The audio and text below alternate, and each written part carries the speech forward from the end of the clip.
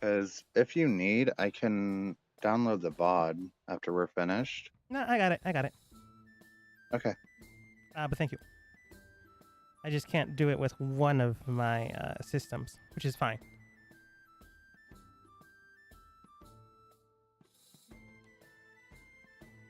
I'll fix that problem later.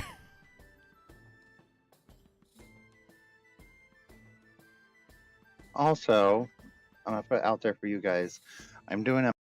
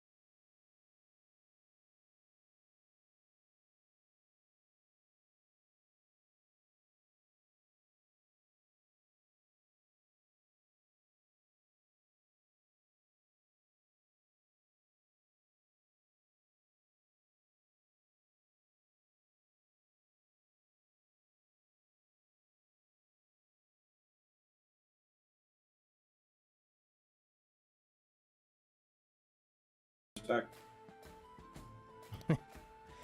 Okay. As the team managed to make it out of the Drow civilization, or more or less out of the problem that they created themselves, and, well, getting to the city without too much of an issue, you spoke with the current council members without no one throwing a punch. I felt like someone was going to throw something, but thankfully enough, no one did. Words were exchanged about... I don't know who.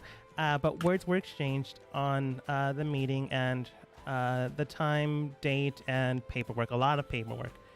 They all seem capable of doing their jobs. So you don't know if there's a traitor among them. At the very least, they didn't show anything the first meeting. Before anyone left, before the day was through, Aster asked if there's like a question here and there on like what's happening, and some asked, why do you believe there's a traitor? Aster mentioned Harbor Point's mayor and the Harbor Point official. He would be the senator, I guess, to the mayor, which makes kind of no sense if we're talking about current government standards. Let's call him ambassador. Sure, why not? Ambassador from that city into the capital. He was a little worried on what that was about, and Aster said, we can talk privately if it's a problem, or something around those lines. He nodded, not wanting to push anything further, and they all basically excused themselves. After figuring out a little bit more about Aster here and there, asking potential marriage candidates, potential heirs to the throne soon after, potential mineral deposit, compounds, a lot of things. Doesn't really matter. Or it does. You don't really know. But you went through a lot of paperwork, went through a lot of things, and some of you found a few other things that maybe you forgot. That's entirely up to you. What was never brought up, though, was the potential war with the Drow. But, you know. Could have been it was purposely. brought up in a way. It wasn't brought up in so many words. In not a direct way of telling the people, hey, there's going to be a potential war. Look out for that. I mean, if you do believe there is a more risk factor here, that's probably a good reason to not, immediately warn anyone. That could be a potential problem.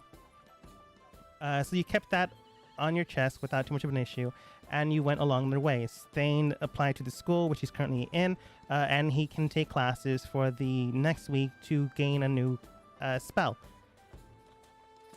And you can obviously do that. You can take any of the cantrips, first level, second level, or third level wind wall. At least for the first week. The second week, I don't know what you're doing.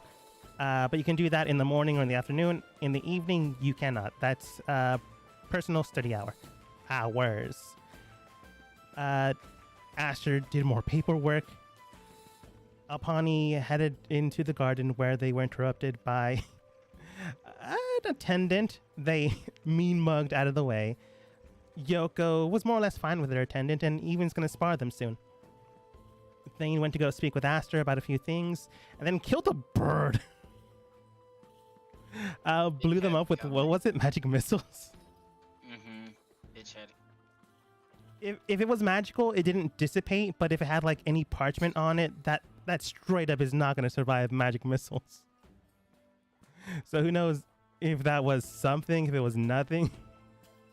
That bird's dead. An attendant quickly swept it up, put it away. And then a spider crawled on Thane's shoulder, which Aster immediately murdered, which makes sense. Drow, lol, spiders, squish. The next day, you all kind of met up before heading out on your own endeavors. Or not. Entirely up to you. Thane, you potentially have school. Aster, you potentially have more paperwork or whatever you're going to do.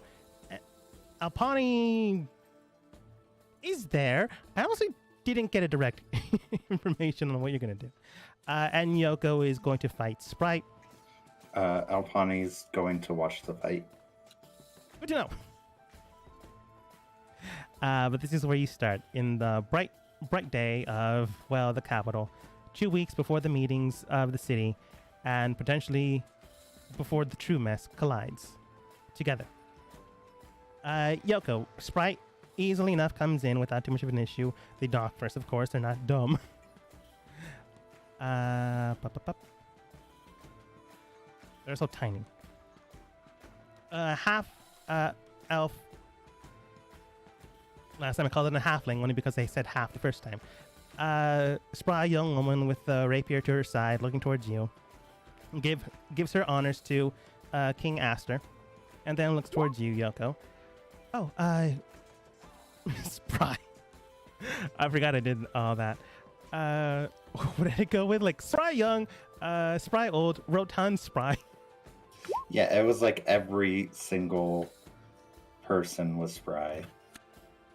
Anyways, adjectives aside, she does greet Aster and then looks towards Yoko soon after.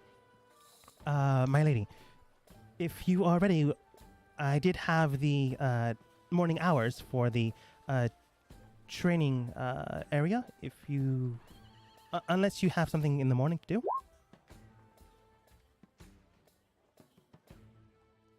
No, I have nothing else to do this morning. Very well. Lord Aster, King Aster, I don't really know the current title you prefer, but if you would allow your retainer here to have a duel with me. Do you guys know the terms? No death? Obviously.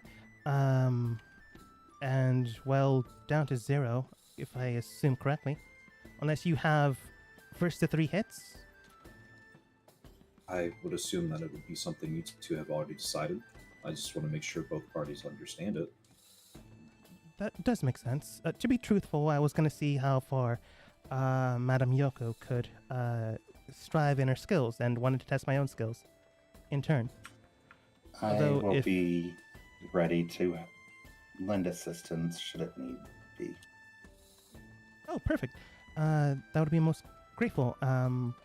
I don't know if she's met you personally. She was not your attendant. So she just looks towards you. Oh, pardon my... I don't know what she would say. Oh, pardon me. I am Sprite. I do not believe I have the pleasure, miss. I am Alpani. Pleasure. I don't know if Thane's there, but she would do the exact same thing to Thane and Layla. But if Miss Yoko prefers a different kind of system, we can she generally comes from the country, so she'd say, but we can for sure more go with that than going all out, I suppose.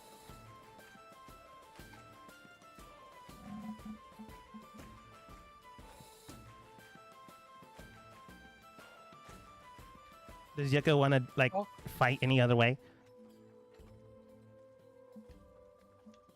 No.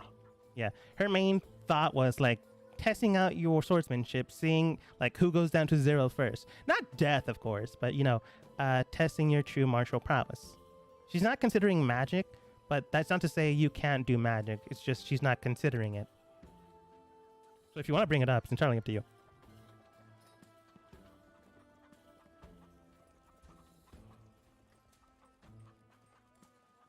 No, that sounds fine to me.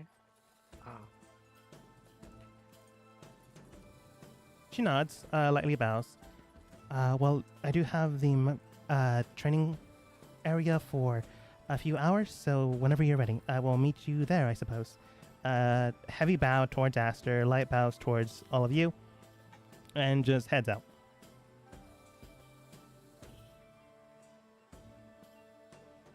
I'm going to call Alright. one of the servants and I'm going to have them bring along some of my paperwork and go watch the Spartans. Yep, I'm just gonna leave the room after Sprite. Yeah, makes sense. I will walk with Thane. I mean, Aster. What's the wrong name? Kind of. They were once known as Thane.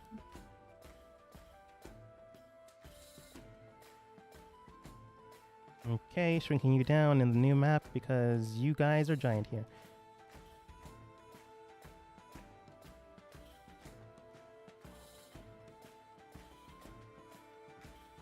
But in the meantime, while they head over there, yeah,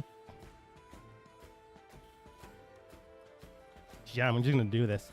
While people begin to head out, Alpani and Yoko, you both see that a crow is by a broken open window. It's currently been taped off. An attendant came in soon before everyone arrived when Aster got here first, because of course he probably would.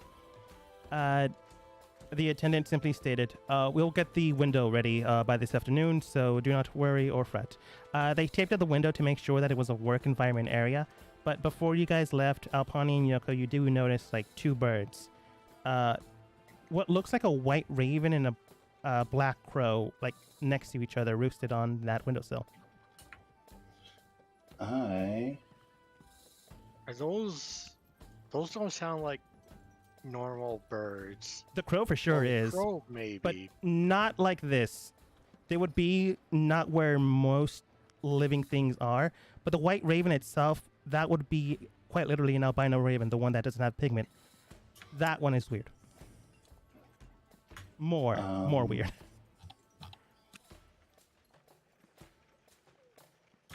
So I would like to use one of my class features.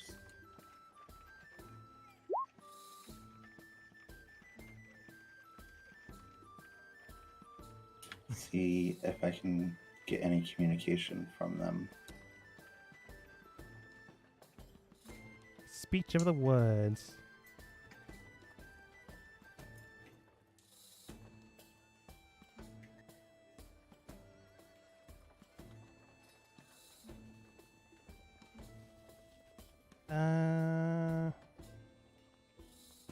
Yeah, I guess. Like, they for sure can understand what you say. I just don't know how well they can communicate.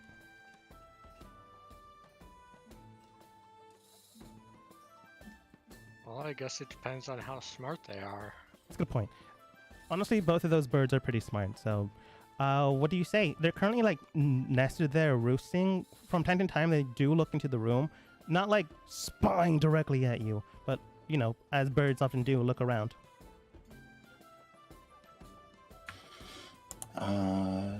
Just ask if they are okay. Why they chose that spot. See Yeah. if they can. There's like no way Aster can't hear you say that. You'd be right next to him. Aster, you notice two birds in the windowsill as well. The white raven does look towards you, and you do hear it doing its chirp. I don't know how ravens sound. Majestic, let's go with that one. But to you, Alpani... I thought they said nevermore. Maybe. Normal ones, probably. But the white raven does look towards you, Alpani, and it does do its catchphrase, nevermore. And I don't remember the rest of that poem, but they look toward... Short story? It doesn't matter. They look towards you and simply state, fine. Just waiting for a friend.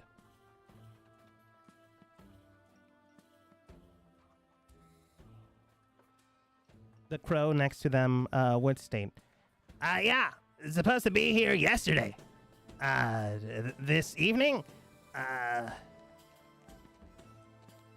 Two big things in the sky ago. So, fun aspect, when Thane killed the other one, at that point in time, Alpani was actually flying around. Roll Oopsie, seen perception that. to see if you saw it. I'm not going to use your passive perception on that one.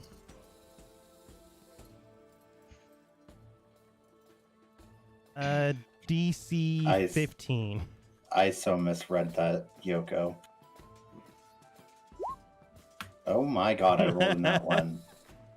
I'm going to say you were on the other side of the castle. So you did hear a boom. You just didn't place it anywhere. Yeah, I didn't know where everything was located for the castle was. But Yeah. you You heard a boom, and then like someone in a grandiose voice, one of the attendants saying, "Pardon me, sir. I'll clean that up right away." Like it didn't sound violent. It sounded like someone just blew something up, and everyone was calm. Alphoni's gonna kind of look at Aster, and they're waiting on a friend. I'm assuming another crow or raven. But also, what happened to that window? It wasn't broken yesterday when we were here. Was there an attack? And I'll explain that. Yeah, Thane killed a bird that was lurking outside the audience chambers because he thought it was suspicious, and we can't be too careful.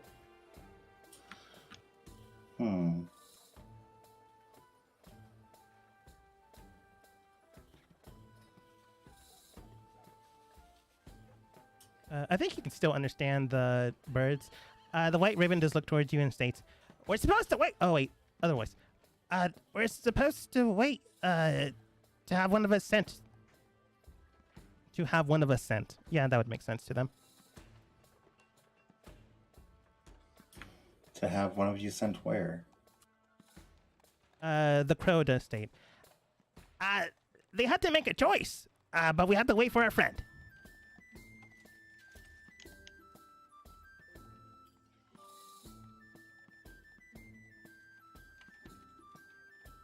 Pawnee roll Let's see. insight. Like, I would say Yoka and Aster could as well, but disadvantage because you only have half of this conversation.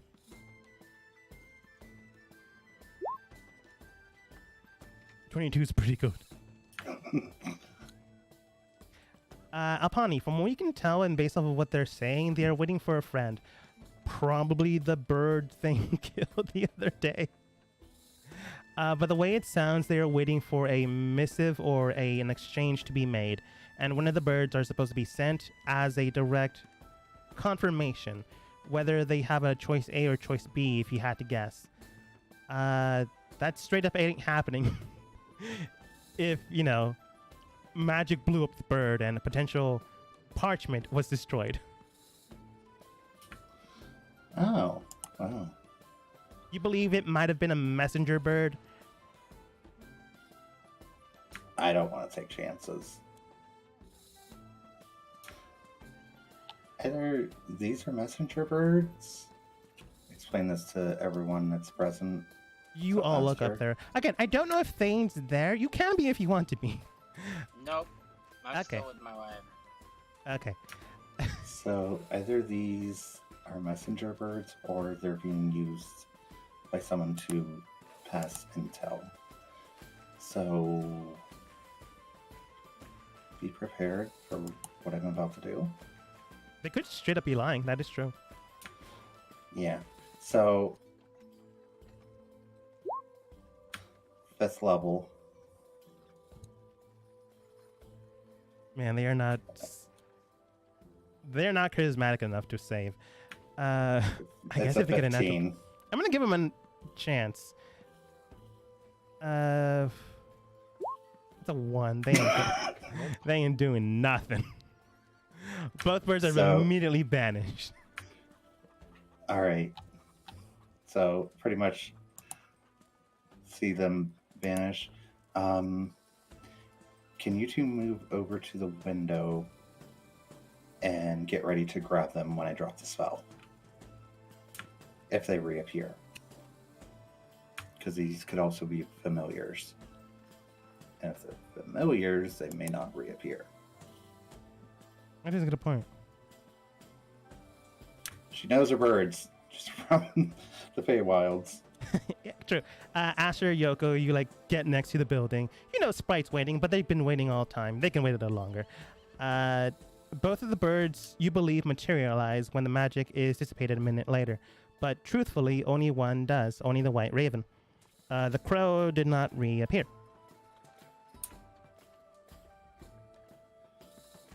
So yeah, I'd have one of those two grab it. Dex, Don't hurt it or kill it. acrobatics. Let's go with acrobatics. Either Aster or Yoko, whoever gets a 15 first. Because immediately when they got attacked with magic, they straight up want to leave. But 25 easily catches them. I would say Yoko kicked them out of the air, but they can grab it. It's fine, unless they want to. They quickly grab onto the White Raven.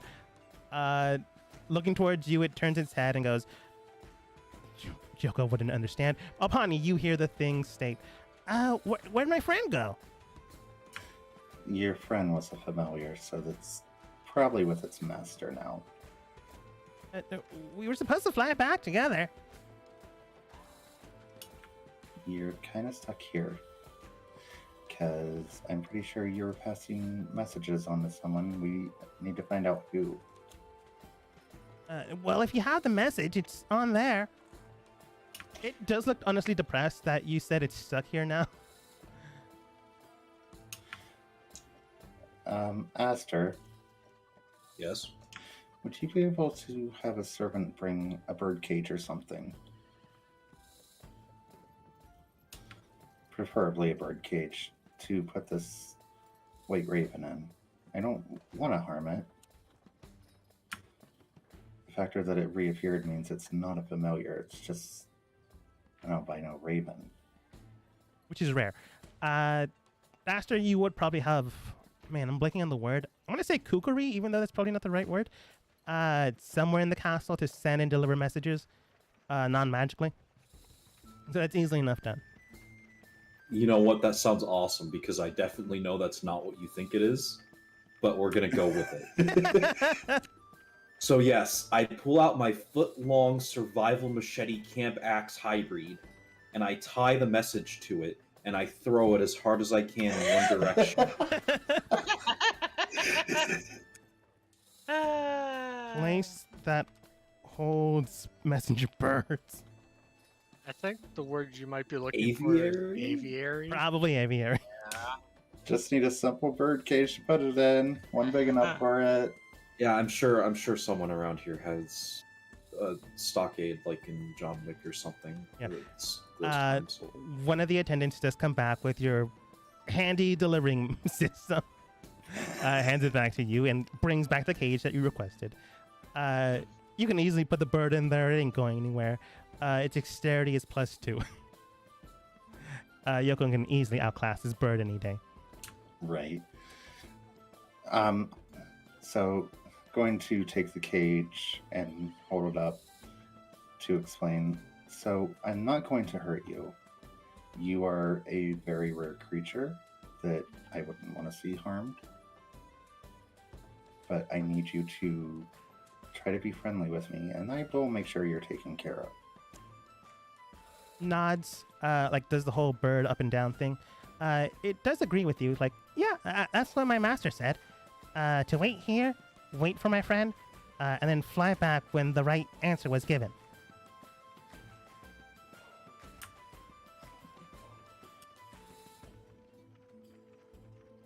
Are you sharing us this half of the conversation? Yeah, I would explain what's being said by the bird. Everything's translated this entire time. Let's just go with that. Opani, perhaps this messenger person is the mole, and the master of this bird is the mole. I am. So we might be able to use this bird to find whoever the mole is. Yes. Looks towards you confused. But that's, bird.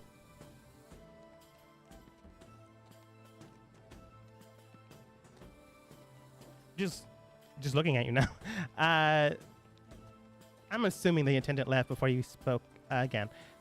You can call the attendant to come get the bird and place it somewhere else, or to take care of it. It's entirely up to you. You have plenty of attendants. Oh no, this bird will stick with me. Okay. I will. The bird. Yeah, you can carry it. I was thinking, how can you carry it with your hands? I wonder. Alpani, you have a bird now. White Raven. But you begin to, I guess, make your way while discussing things. You use one of the cloths you have to cover it up in case someone sees it. before it is there. You like strap it to your. I'm assuming you have like an explorer's pack or something, to the side of an explorer's pack and cover it so it looks like part of the explorer's pack. I'm assuming Alpani has a positive modifier in intelligence, so they wouldn't be numb.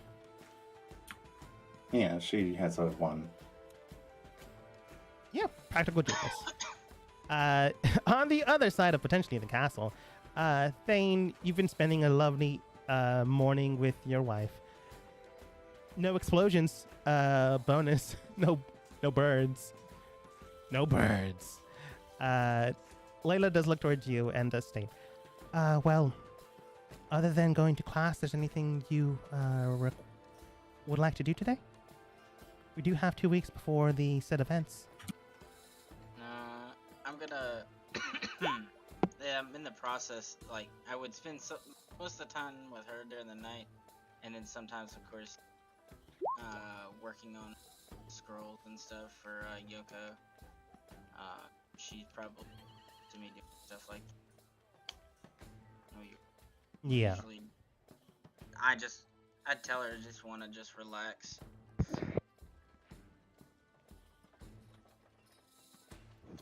She nods, but you quite literally wanted her to join you in class. Maybe not, take the same classes, but you wanted her to be in class.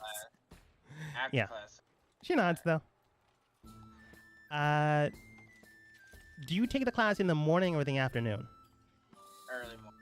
Earliest when I can. Makes sense. You take the 8 a.m. class, which means you have to get up bright and early, dependent if you're a morning person. The current teacher is Matilda. A very... most of the people here were human. You already knew that the first time you got here. But a lot of them are elves and halflings, some dwarves and the like. But when you get here, Matilda's current teacher, Thane, do you know the type of magic you want to learn? Or the spell? I decided to do,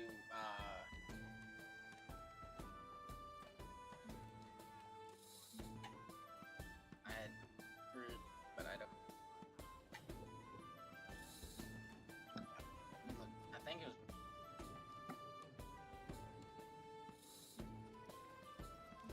Can't. That was the option. I can't. Yeah, cantrip, first level, second level, or third level, wind wall.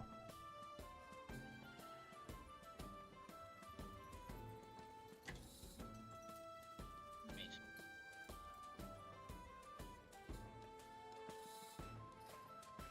And depending on how well you do, you either take the entire week to learn it, or you might learn it beforehand. I just need the name of the spell. I said mage hand. Oh, okay. I heard give me a minute for some reason, but it was very quiet. But Matilda looks towards the rest of the class. These are first year students, since, the first year you usually learn cantrips, first level spells. Coming into here, she goes on to the study of magic and prosperity and all those natures. She then continues on to her lecture. Now then, based on the fundamental understanding of what we know as magic, we have our own circuit system within our own bodies. Some have greater circuits than others, and others have none whatsoever. Just the ones that run their bodies and the very force of nature that governs life. In this FastStat class, we will learn to adapt and change an illusionary spell into a force spell, causing it to interact with the very foundation of our existence in the form of a mage hand. Can I get a volunteer to show this study and the process on which it fundamentally works? Some students raise their hand. Does Thane raise their hand? Nope. That's fine. Some of the students do come forwards. One of them... I was about to say a young, spry student. Gosh dang it. A young, short, elven male by the name of Thomas comes forwards. I think there's like 5 Thomases now. He comes forwards and she does say to him, now then, go ahead and use your arcanic knowledge, and other students, please pay attention and follow along. So, Thane, you do have to actually do it. You're just not in front of the class doing it. go ahead and use your Arcanic Knowledge, Arcana, and try to focus it into a channeled form of a hand. 16 is pretty good. The student up front begins to try to form and adapt an illusionary spell into the shape of a hand, using their Arcanic Knowledge, but they aren't able to fully grasp it. Let's just see if there's anyone in the class that can do it. No. No one but Thane. Everyone else is getting like a fundamental understanding. Most of them are like wispy air kind of things, but Thane is able to make an illusion strong enough that it forms the shape of a hand. Not fully solid and not a mage hand altogether, but he is able to understand the structure of it. Matilda, with her past perception of 12. No, let's give a teacher a higher past perception. I'm gonna say 14. Like, observes the class. You're gonna slide a hand it? Does they not want to be the teacher's pet? Everybody else but the teacher.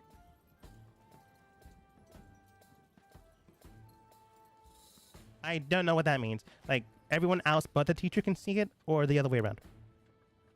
The teacher's the only one can see it. Okay. That's She it. looks towards the students, nods to see how well they're doing. She didn't expect anyone to understand it. She looks towards you, takes a little bit I'm more not time, even giving the and care in the nods. world I'm just listening to her with my eyes closed. Show off. She then thanks the student for coming up. He's extremely embarrassed. This young, spry student. That time I did it on purpose. But she continues on with the lecture, and Thane, for the first day, you did it admirably well. After the class ends, she like sends everyone else away, not depicted, and she does ask you for a minute after class. Layla can honestly be there since she was allowed in with you, and teacher already knows what's current circumstances are applied. So she comes over. After the class ends, the students aren't there, but yeah. She does look towards you and she does state, "Oh, my name is Matilda. You can call me whatever you want. Teacher, Matilda. We're about equivalent age. Miss Layla, I know, did how old are you? 32? No,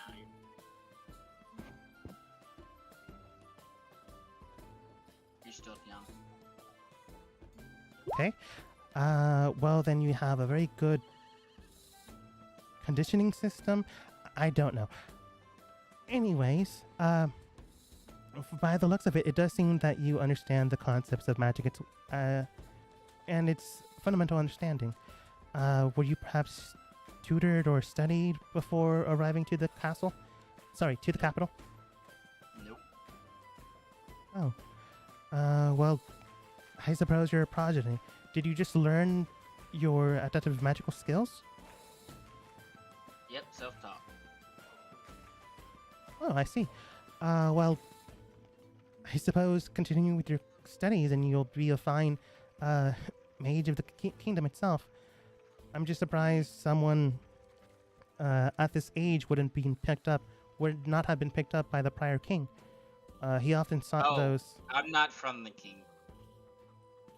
Oh, that does make sense. I suppose the new king would like to hire out from other kingdoms, which I suppose would make sense based off of his own circumstances. I'm not from any. Are you from overseas, perhaps? I'm from the seas. Okay, you can be cryptic. That's I'm a perfectly fine. merchant. I am not going to. I'm a merchant. Okay. It's perfectly all right. You don't have to explain to me the current circumstances. I just wanted to know a little bit more about my new student, as well as Yeah, his lovely young wife. Can you hear me? Yes. I said I was a merchant. Yes. She did state. Yes, I understand. I'm not trying to pry into more into your life. Just want to understand my new student and his lovely young wife. But if there's anything you need to know, just let me know. I will be your teacher for the next week. If you grasp the concept before the week is over, I suppose I can refer to you to another class. If you're up for it. Alrighty. Very well then. She basically heads back to her desk and begins to pick things up. You're not sure if she's trying to be friendly or understand the current predicament at the moment in time. You can roll insight if you want, but it just seemed like a teacher trying to understand her new student. It just seems like a teacher trying to understand her new student.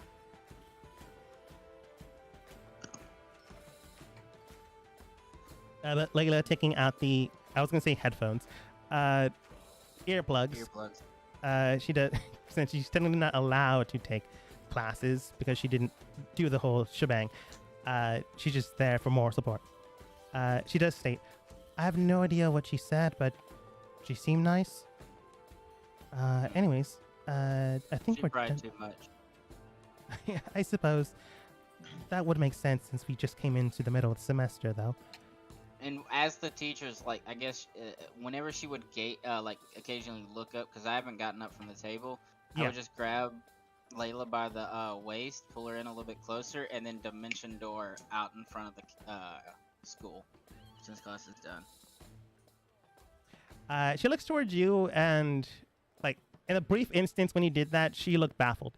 It's not that you know this next part, but she goes, I don't really understand what's going on. Does he need to be in this class? Just at the front of the school.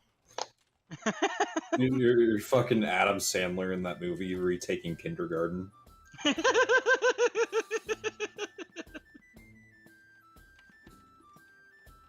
I'd eventually end up to find out where the rest is. Yeah, for sure. I'm gonna say this is definitely enough time. I'm gonna say the bird took a while, and obviously you would have left before that thing happened with the birds.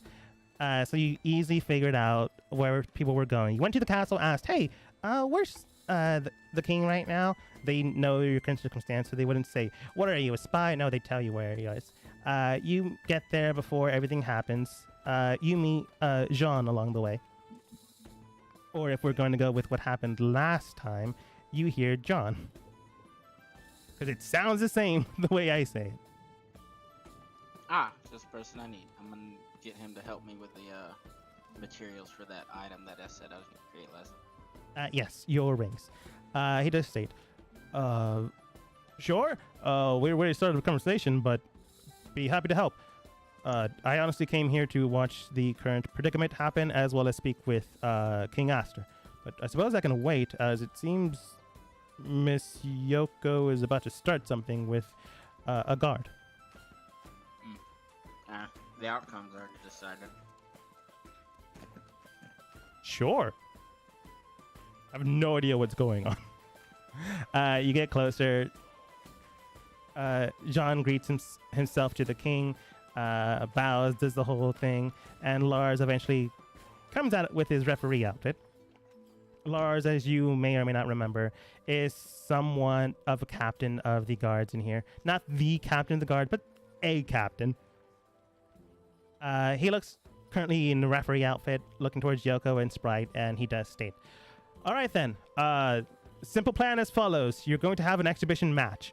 No murder, no killing, and, do not get out of the ring. If you are pushed out of the ring or any of that sort, you are disqualified. If you use any underhanded tricks, you are disqualified. Any other laying factors you want to state beforehand, before the match begins? Looks towards Sprite and Yoko to confirm, like, what can be used, what can't be used. Sprite, like, brings out her pointy sword, and she does state, no, I believe I have everything I need. I don't really do magic, so martial prowess it is for me. Very well. I'll just stick to my sword then. Oh, it's fine if you want to use magic. I just can't.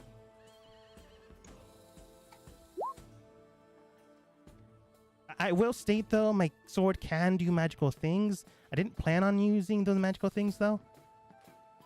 So there's no need to hold back if you fear I can't take a blow.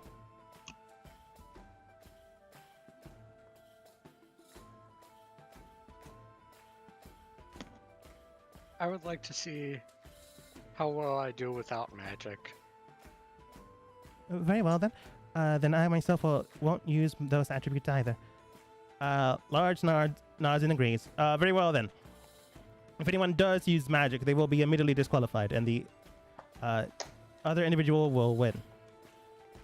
Now then, after you're doing paperwork, upon you're keeping an eye on in case anyone does die, and the rest of the gang is also there. Layla, Thane, and I don't know if you consider Jean a part of the gang, but he's there. I thought I could control Layla. That sounds terrible.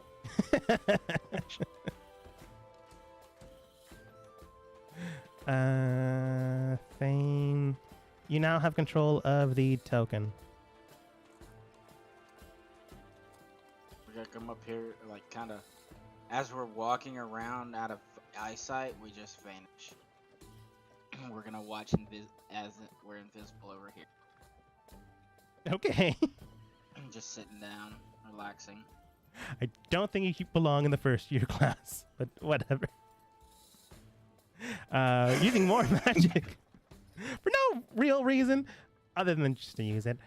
You watch in the corner invisible. Larson states then. Very well then. Miss Yoko, Miss Sprite, draw up swords and get ready to fight. And want Yoko to go ahead and roll turn order. / initiative. Sprite here. I'm gonna do something funny. Sprite hears in her head in a altered voice, "I'm expecting great things from you." She looks around, distracted, but not enough to. Oh, Yoko got a .2.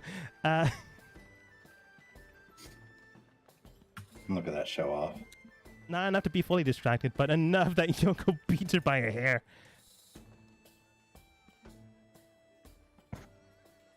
Okay. Demon combat. Let's go with that. What is that? But yeah, Yoko, you have the floor first.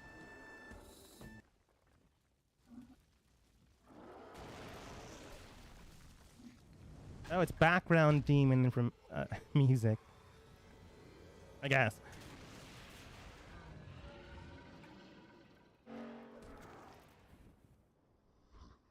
Okay, well, I'll just move forward and draw my sword and attack her. That is how it does. That is how it does. That also makes no sense. Oh, wait, this is... Up. I really don't care, but one of us does. Let's go with turn the cables. 19 and 22. Both of those hit. Immediately you take out your sword. Okay, you only said martial prowess. Do you imbue it with the lightning? Because technically, you would have to use a different sword.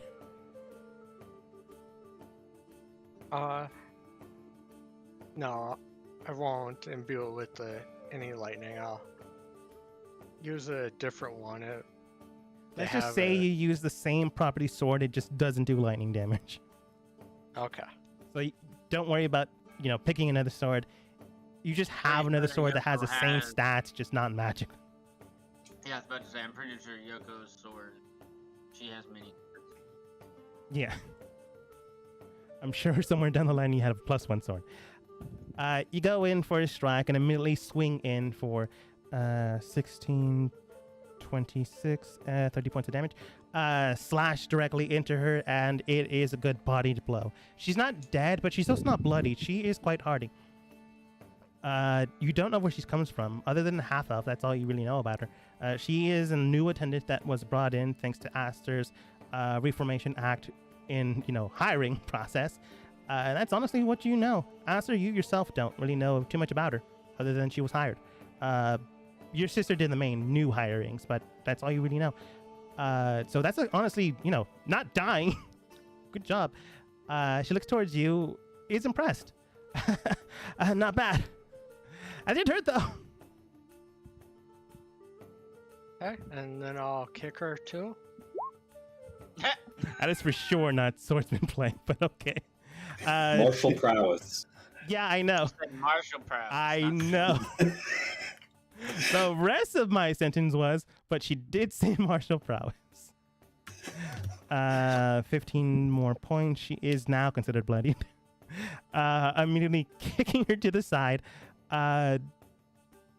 She just looks towards you. I did say martial prowess. Yoko, anything And else? I'll step back and wait to see how she counters. Fair. Taking out her own sharp weapon, she goes in directly for a poke, stabbing into your armor set. She would hit you for the 21 unless you do something.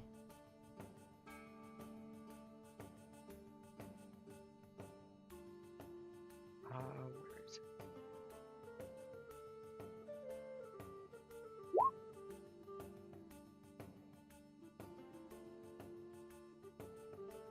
Oh, I'll use that to parry it. Okay, because you can use it to defend yourself against other melee combat. When attacked by a certain creature, you may use your reaction to gain a bonus AC equal to your proficiency. Proficiency should be enough to counteract it, especially at your guys' current level. Yep, it brings it up to 22. Yep, just barely, but it does bring it up. Oh, I forgot what her weapon technically is. You know what? I didn't bring it up beforehand. I'm going to say she's using a training. No, it still doesn't hit. It's just kind of dumb for me to forget what her blade was. It doesn't hit. You see that it just barely missed. But she looks towards you, nods, and then goes in for another strike. I forgot that her blade was a +2, but doesn't matter. I'm just going to say the +2 is gone since she's not using the magical effects. So let's go with that. I didn't forget. That's a natural 1. Emily tries to go in for another strike, but you easily block it with your own sword. Bonus action. She's not using the sword's effects, so no bonus action. Yoko, your go.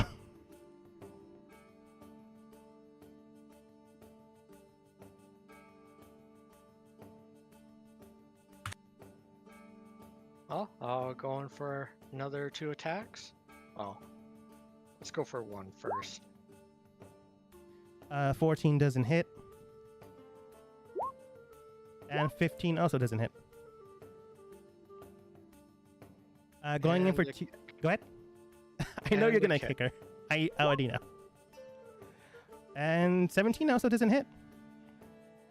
You go in for a strike again and again, and you feel like, sure, they might have been martially trained, but they don't have a chance against this quick, agile movements or whatever, truthfully, Yoko thinks about herself. Stabbing into the air, she quickly moves to the side. It's not as if her armor is blocking your blows, but she herself is quite agile and moving. However, with the second strike, you go in trying to pierce into her side. Not enough to do, death, but enough to do damage with your pointy boots. However, she's just barely able to move out of the way. Either you got extremely close or you're too shy. Not entirely sure, but she is quick. She's fast. Any other movement? Nope. Okay. She does look towards you and goes, I'm really glad you didn't hit me there. Or else I actually might be down. She goes in for another strike again. 9 obviously doesn't hit. Second shot, nope. Can't do her bonus effect because she's not using the imbued things. So Yoko again. Did not expect things to happen this way. Thought she would hit. Doesn't hit. 14 doesn't hit. 10 doesn't hit.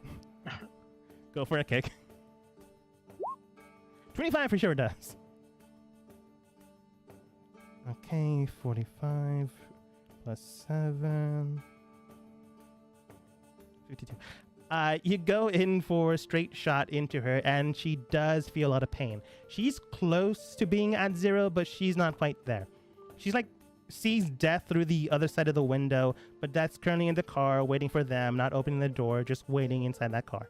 So another good hit might break that car door open. I don't know why I went with that, but I did. Sprite hears in her head the same, like, wait. You're disappointing me, little one. I want to say Sprite has disadvantage on this. I'd call this foul play, but technically no one knows. Nobody knows that I'm doing this. You know what? I'm going to give her a chance to not have disadvantage. I was going to say Layla, but that doesn't make sense. Thane, go ahead and roll. Even if you don't mean to... What is this? Intimidation?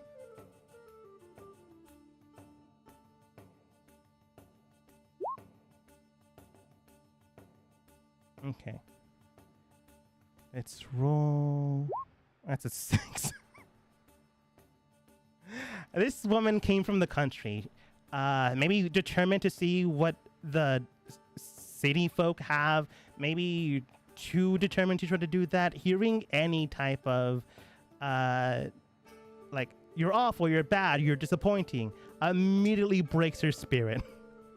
I'm going to say this round has disadvantage.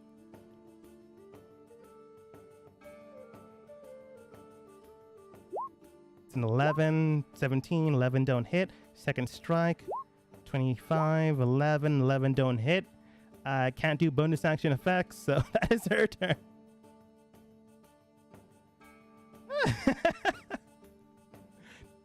Didn't even land a shot.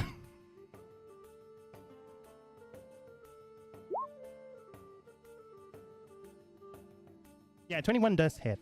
And with only 8 health remaining, how does Yoko do this? I'm just gonna try and knock her down. Not like really hurt her, just knock her off her feet. Yeah. You sweep in the blade underneath her legs, but not obviously to cut into them. To bend her backwards, use your own martial prowess to, I don't know, karate chop into her chest so she falls down. Enough to wind her, but obviously not enough to kill her. You present your blade in front of her. Obviously, she does look towards you. Well, I do submit, and it is my defeat.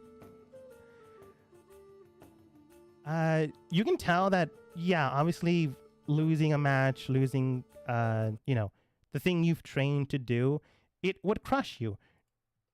She is crushed heavily. In her head, she hears, "Don't fret, little one. Keep training and believe." I'm gonna see if she And hears that. eventually, you might gain some strength. Thane, roll persuasion, and she has to beat your roll in order for her to hear this over the thoughts that are going into her own head. She has to beat a 7. Plus 2. That's a 13. She beat it. She hears this. Maybe it's her conscious, maybe it's something else, but she's not fully downtrodden. Did you hear the last part, what I said? No, I did not. Sorry. I said that with time and effort, you may gain some powers if you believe in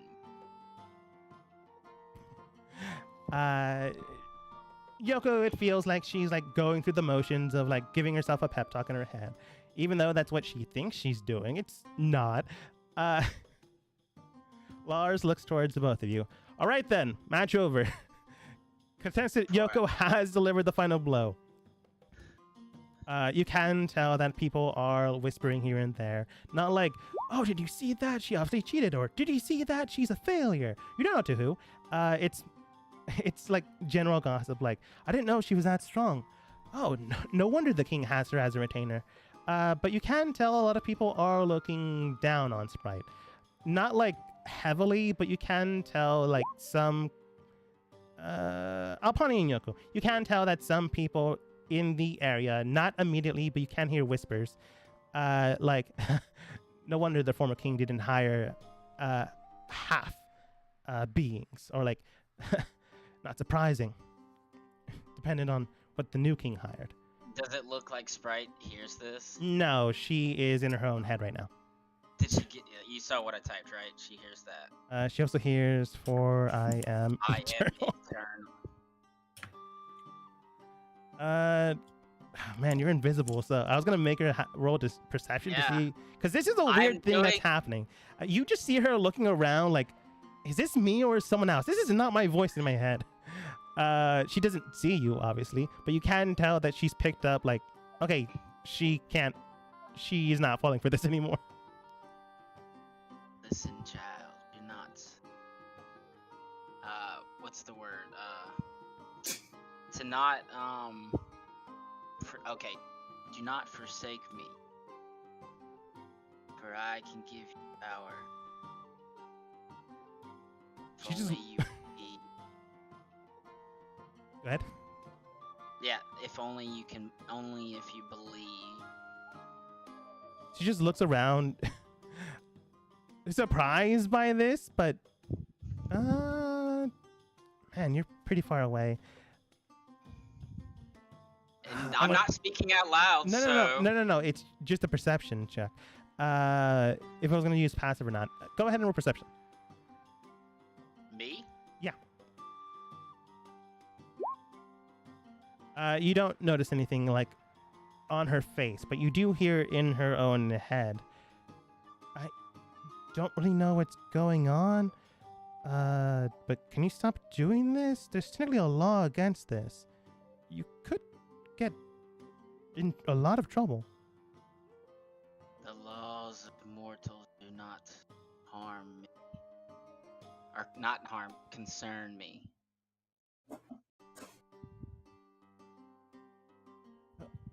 Okay. She thinks in her head, but out loud, she more or less looks towards Yoko like, I don't really know what's going on. I might need to visit a clinic here soon. But Miss Yoko, I can see why Miss King Aster has you as a retainer. It's been my privilege and honor to have swung a sword against you. And I suppose lost. Yes, you did well.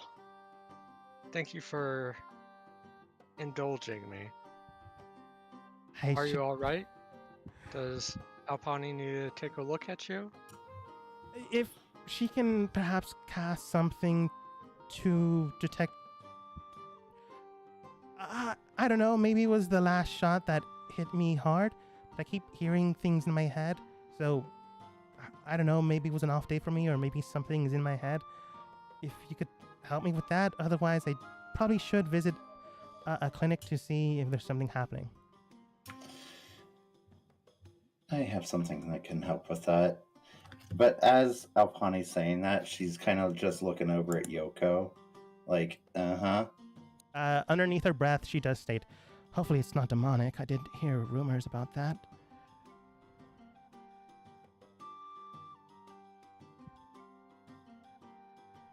No, Child, hopefully demonic. it shouldn't be demonic. Oh, Child, demonics are beneath me. Demon. Thane, roll persuasion to think. Have her think. Is this something else? I'm gonna have her use her passive thing. She just believes someone's messing with her, or not completely. She doesn't believe it's a higher power, but she does believe it's something strong. Something she can't fight, obviously, because she cannot stop it in her own head. But she doesn't believe you to be like a Fey Lord, a Demon Lord, or a God. But she does believe you to be powerful. Yeah, I can. I had activated the tech thought, so I'm able to understand that, hear this. Yeah. Her train of thought. She's just more or less So- worried she's in their possession or something of that nature. No, she hears in her head basically, nothing to fear. I do not wish to cause you harm. In her head, you do hear, "No offense, I'm gonna try to drown you out. I don't really care if you're not trying to do me harm. This is just weird. I keep cutting out of conversations between the people I'm speaking with now. So I'm just gonna try to block this out." And then you just phone call. No problem. And then you just hear her play something in her head like a old country song to just try to drown you out, and hopefully that works for her. It I'll won't, leave her alone for now. but hopefully it does. But she does look towards Alpani, who's currently at a phone call and healing people, and look towards Yoko. Thank you for the healing, Miss Alpani. She would probably say lady. Thane would leave, Layla. We're still invisible, FYI. Yeah, you haven't broken anything. But Sprite does look towards Yoko. Miss Yoko, thank you for the words of encouragement, and I would say I did a good job, but I did not even land a hit against you. So I do know that I've definitely met my better. But I kept, even after the healing, kept hearing voices in my head. So I'm gonna go visit a priest or a cleric at the clinic, and hopefully they take care of it. Yes, hopefully there's nothing wrong and can get it sorted out. She nods and begins to head out. And yeah, Yoko, you would probably be the only one that cares. Go ahead and roll perception on her blade while she walks away.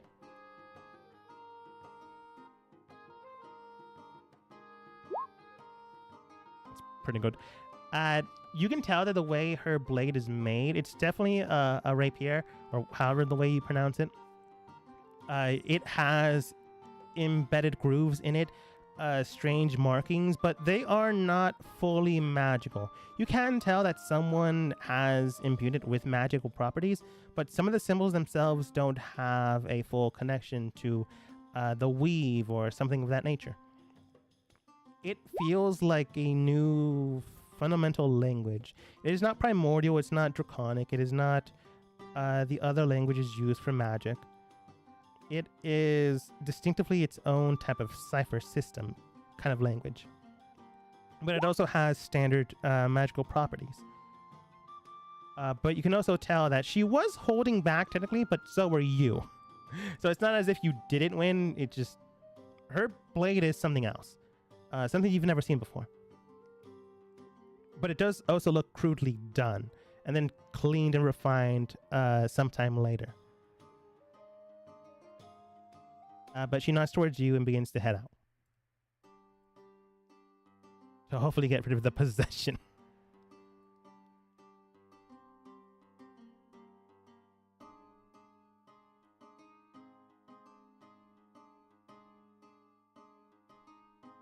Yoko's gonna turn to the people watching and say, "Is there anyone else that would like to challenge me while I'm here?" Roll persuasion. Because I'm good at that.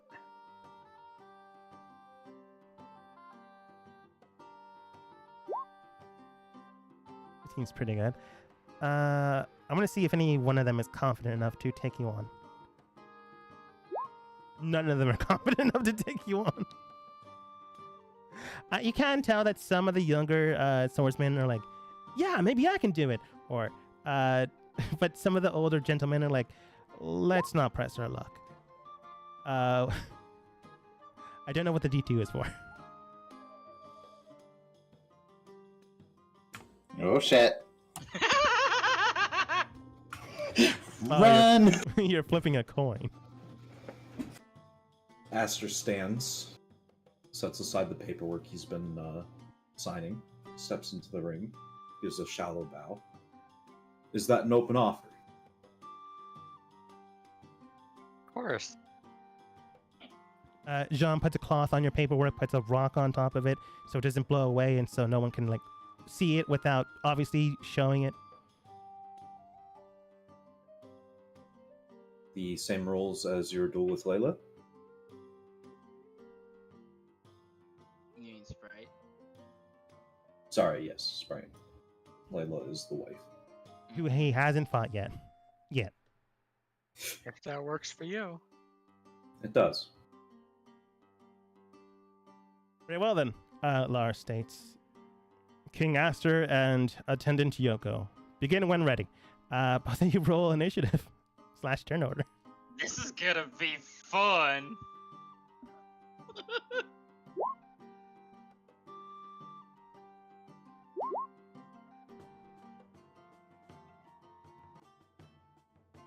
Oh, my token wasn't selected. That turn, 22, changing that to 18, Oh, which I you're still still go first. you still go first, but at a lower number. All right. It says it's battle music, but okay. Aster, you're up first.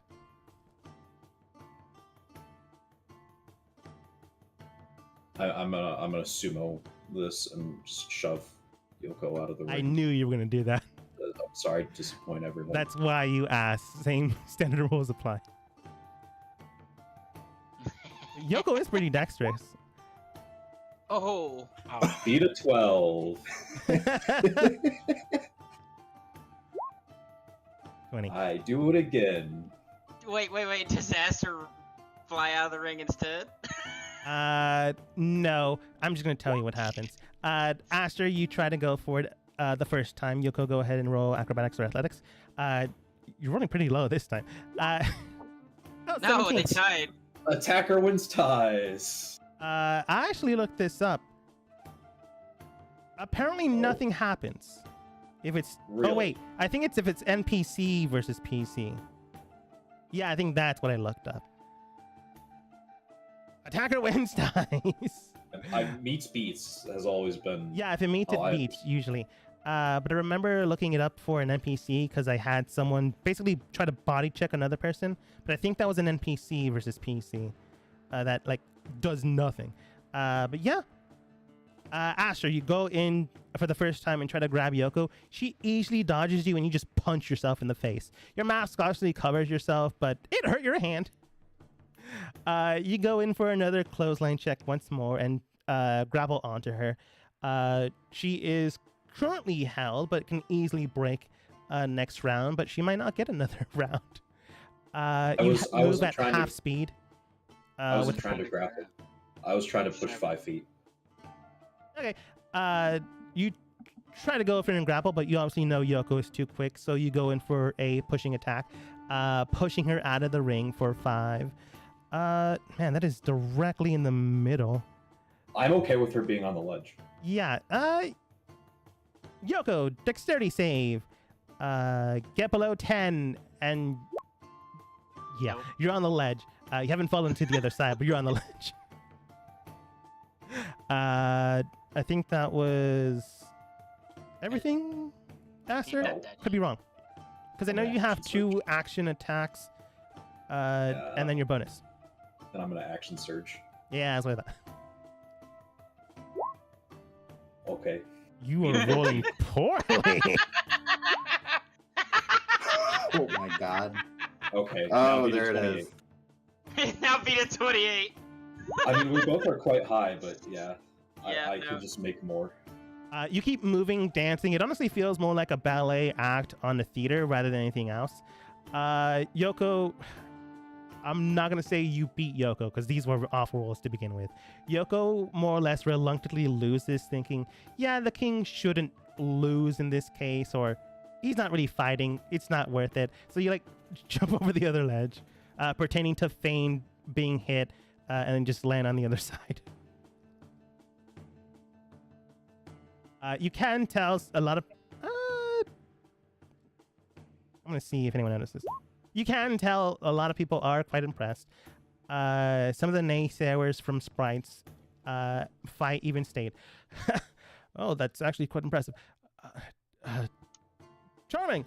But a lot of people that aren't, those naysayers are like clapping, congratulating people. Even Yoko that, air quotes, lost. Lars does state, what an interesting sword match, but rules were as rules. The winner is King Aster and Miss Yoko at second place. People do begin to clap. People...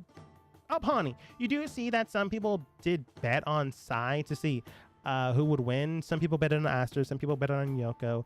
A lot of people did bet on Yoko other than Aster, mainly because they've never seen Aster, sword fight. Yeah, they still haven't seen that. But Now, they is this lost a lot of the money.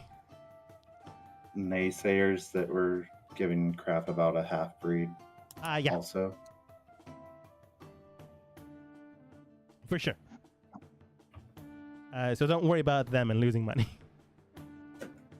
But Lars did state, all right then, King, if you'd like, you may continue to do what you intend to do. Obviously, I can't stop you, but we must get to our formations today. So if you excuse me. Of course. I'll give a shallow bow to you, Yoko. Sorry for playing the system like so. I had no chance matching you in swordsmanship. Well, as long as everyone was entertained, and you did follow the rules.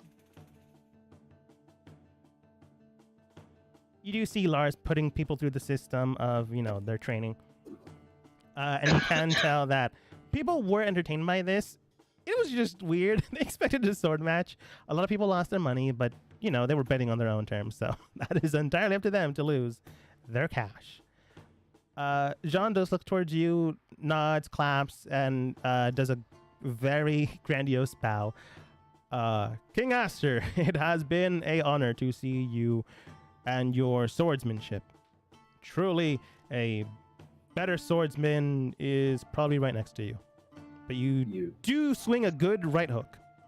Yes, you don't need to humor me. I understand that was not a sword fight.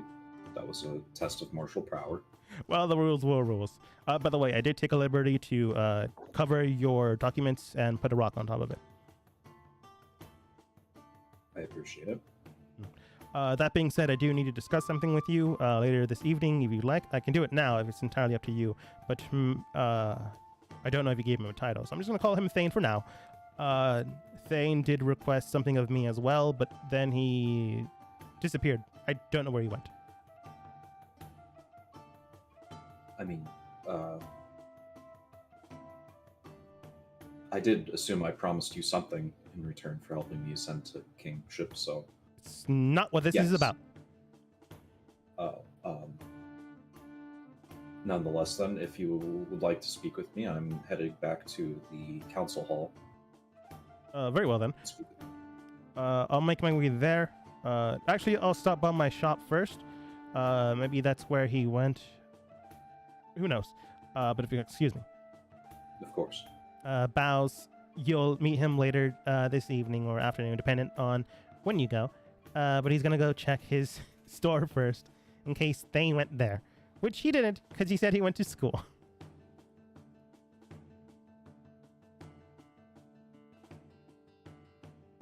But Thane, heading towards school, go ahead and roll for me perception check as you wander the streets, look around here and there. What to use your passive, but your passive's not as good as Yoko's or Apani's, but that's still a 14. You notice shadows in the distance in the corners, moving quickly. You contemplate potential risk factors, potential people endangering the king, capital, your friends, allies, whatever you consider Yoko and Apani, or potentially your wife as well. You can tell that there are potential dangers in the city, even though it is the capital. Just a month and a half ago, it was run by an entirely different person. So potential dangers do lie in wait. You can tell that there's still some trouble here and there of the new adjusted rules and regulations, but not so heavily that they are impairing people from living their lives. You can tell that there are still stereotypes of people. You even saw that when people were fighting, when Sprite was fighting Yoko. those little snarky comments here in the air from time to time. Right now you're invisible, but you would expect that the same thing would happen if Layla was visible. But you may or may not have noticed something. I'm not going to say with a 14. As you head towards the school, is there anything else you're doing? And what are you doing at the school? As a student, you are allowed access to the library, so I'm assuming you're doing that? Mm-hmm. Okay. Trying to figure out where the gods are and do they have a list of the deities, Hunt? They would. Like, for sure, that would be a thing that they would be studying. Some of the students here are of the cloth. Some of them are paladins. Some of them are retainer magic individuals that come from the system itself. Let's see here. Do I not have a library on this map? Oh, yeah, I do. Thank you, whoever did that. I'm gonna say Aster or Yoko because it's blue. Does D&D Beyond have any deity, like, so we look at deities? If you have the player's handbook, you can see it on D&D Beyond, all the gods in the back. That is true. But you do get to the library without too much of an issue. Aster's sister is currently with the council doing their thing. Actually, she's still being in class, so still in class doing her thing before in the afternoon she goes and does her thing with the council. And then she gets a private tutor in the evening. You can tell that there's a list of things here and there. Obviously, you turn invisible to get into the school, unless you try to break in, which then problems happen.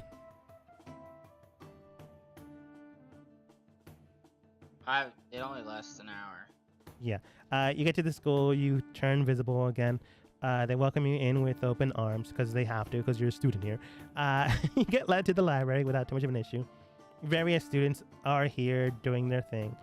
Learning, growing, becoming well-rounded mages and the like. You do find a book on deities and things of that nature, and there are things missing here and there about it.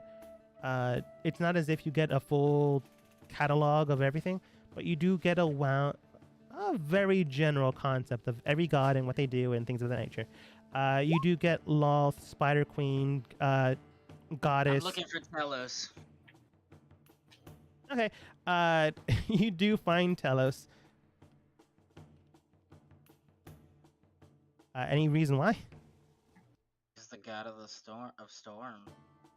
Okay. You find and look for Telos, the master of the Iron Sky. He is. You do consider, or at least he was formerly known as a sleeping primordial that rose into godhood after the gods and the primordials fought and then split apart with the dragons. A whole thing in the past, general prefects of everything. He is known as, well, you already know it, Masters of the Iron Sky.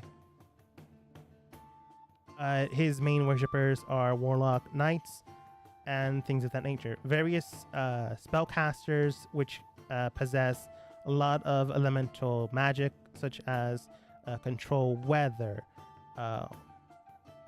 destroy and create water, and things of that nature.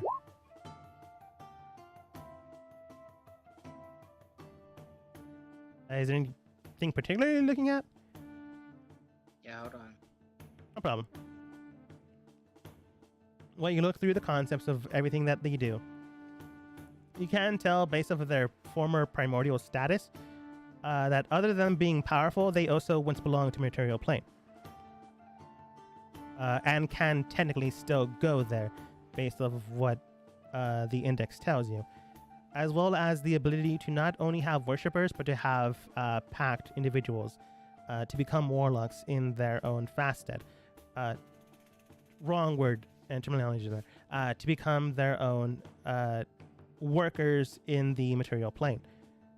These individuals would have power from themselves and would grow within the concept of Talos and his own workings, rather than primarily taking that gift and magic from the weave.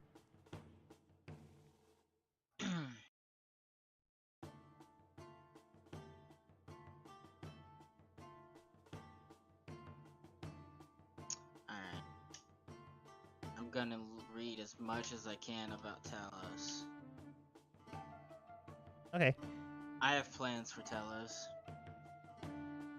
Okay. Sure.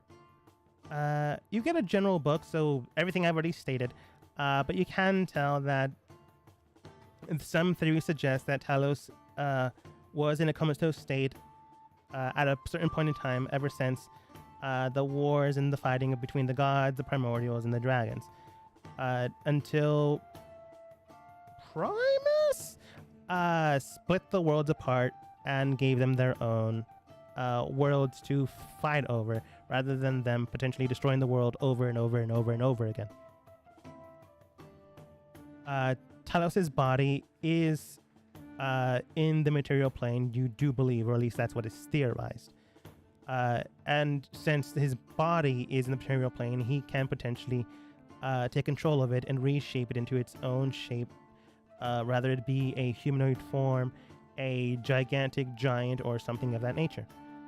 He is one of the few gods that can roam the material plane without breaking the court of law within the god's own pact, which is basically we can intervene within the natural world order itself. We just can't do it directly most of the time. But we can have our workers do this for us. He primarily works with knights of his own order and those type of individuals, people with power and strength and titleship. That's usually his whole deal, but that's not his entire deal. It is believed that he fell from the sky as a shooting star during an event known as the Spell Plague that happened a long, long time ago. It doesn't give you an exact date. But ever since then, his workers, his people, and things of that nature have been growing and growing ever since. His mortal coil, let's call it that way, has been seen for quite some years, but the last time it was seen, or at least visibly seen, was over 100 years ago. But being a god, it can be over a century before he is seen again, so that is not impossible to happen. It then gives you details and theories of what is he doing now, potential ways to connect and commune with him, potential ways of becoming a warlock of Talos, potential people that consider themselves children of Talos. There are some kings here and there, some lords, some viscounts that in the world that believe that they are descendants of Talos, because since he's a mortal individual, he could potentially have offspring. But that's just general ruler kind of things, like I was chosen by the gods, so therefore I have god blood in me, things of that nature. But because this is a school and mostly nobles came here beforehand, it is like heavily emphasized this is true. It may or may not be, but it's heavily implied that it is. Alright. But yeah, that's what you know. Well, me and Layla will leave, and as for leaving, I'll tell her that we must. Gonna be a long journey. Oh, before that though, you do get like the last known location that he was in. It is known as the Citadel of the Iron Sky, which is in the mountains. Range to the east. Mountain range to the east in the kingdom above you, whose name I'm blanking on. Luminera. We have a dust.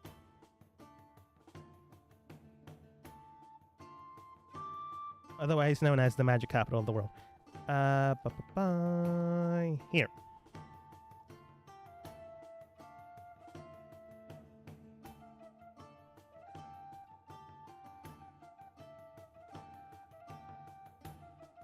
Alright. So if you wanted to explore that area, you can for sure can. You just be out of the country. Kingdom.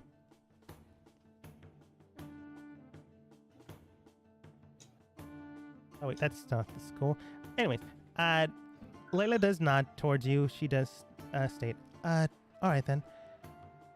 Should we head over to, I don't know, I suppose our room? Or do you have things to do? Need to create some. I need to finish making those items I was working on last night. She nods. Alright then. I'll explore the city a bit for a while. To see if there's any potential dangers in the area that might potentially cause us harm. You know, what I usually do. She nods, you do your goodbye thing. Don't know what that is. I gave her, me and her, she already has her. Like hers Yeah, was you the for first one I sure made. probably did hers first. Like, let's not lose contact again. She know, and I've told her that whenever she does this net from now on, it's like trouble happens. She tell me immediately. You know, Yeah, for sure. And as long as you're not like at the other end of the city, it should work fine. But Yoko asked her Alpani. What's that? I'm going to the castle. Yeah. You begin to head over towards the castle. But Yoko, Aster, Alpani, you all, I don't know, group together after a while. Aster, you begin to do your work while also walking and talking. What do you guys do?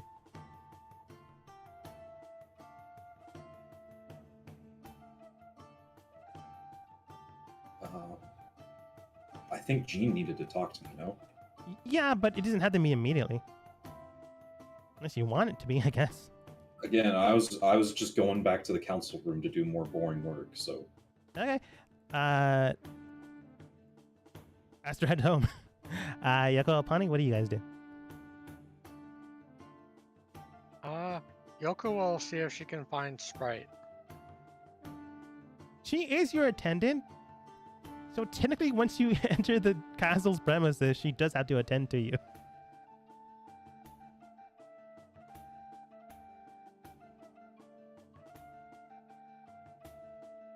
It's not like she would be shirking responsibilities. Well, she'll just try and find her and make sure she's not too discouraged about losing earlier. Yeah, makes sense. Man, most of the council would be there already. So this is what I'm going to do. And honey, what do you do?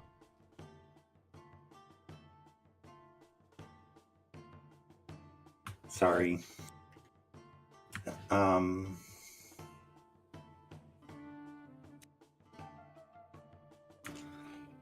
Debating who I'm gonna hang out with today.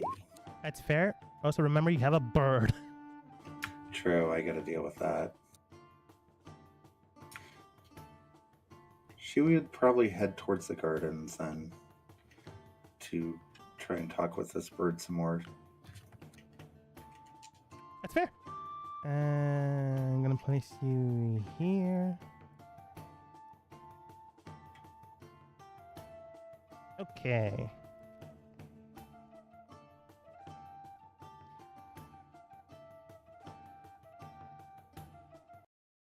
You would all be on separate maps, so I just coordinated you in different sections.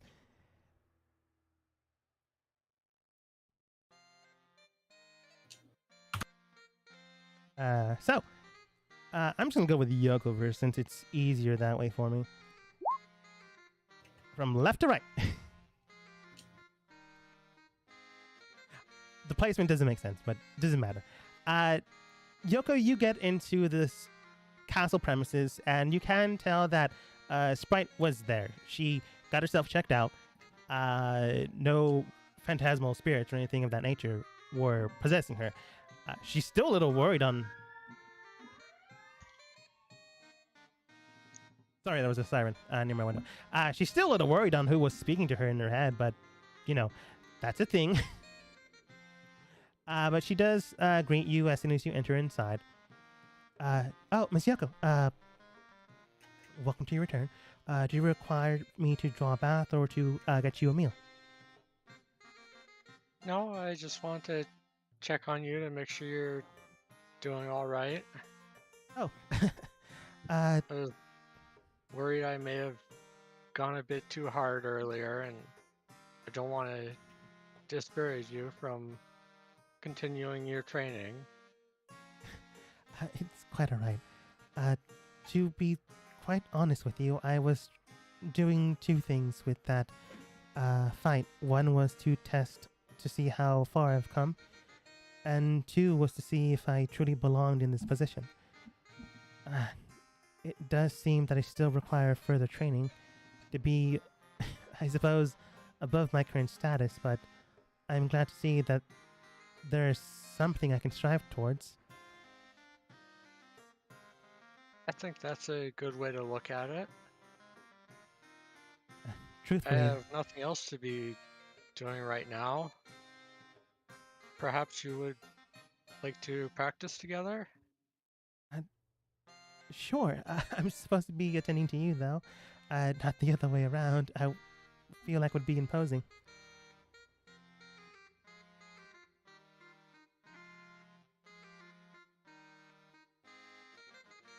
Don't worry about it. I'm hardly nobility, so I don't feel that such treatment is required. She wants to use you as a punching bag, lady. So get ready. No. Sprite does nods towards you. Very well then.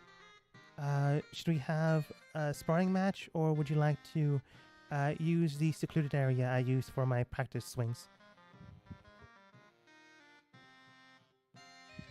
And you hear her say practice swings, which isn't the appropriate way to use the type of blade she's using. You can tell that she knows what she's doing, but she's clearly been self-taught. Not exactly properly, but you know, for someone self-taught, that is remarkable how she did it. She still didn't land a blow against you, but you can tell she had form. She had the proper motivation. It's just not as refined as yours. It's not as clean. If you had to guess, maybe a broadsword would work better for her. How about we go to where you've been practicing and see how things go there? Very well. She takes you over towards the left side of the workers' quarters, which is just where they eat, sleep, and do whatever. And on the right side of the wall, there is no doors, there is no windows. It's basically where... Generally to the left of it is where the bathroom is, which is why there's no windows or doors. But that is also where she set up like a range to do exercises here and there. She has makeshift dumbbells here and there. She has straw practice dummies that she's obviously created herself, because the clothing on the dummies are almost exactly the same type of tailored clothing she possesses herself. She has more or less made a practice range here. There's even like practice range for potential archery as well. I'm not really that well with a bow, but my mother did say to practice.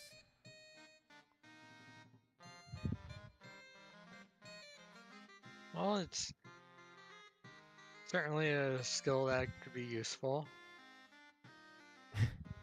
Truly.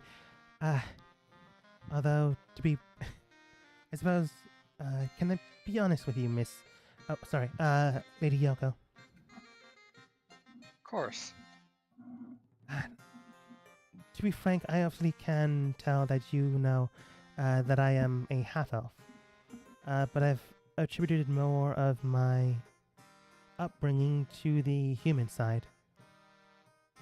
My father was a former lord that came to the city to collect tithes and offerings, and I was a bastard child.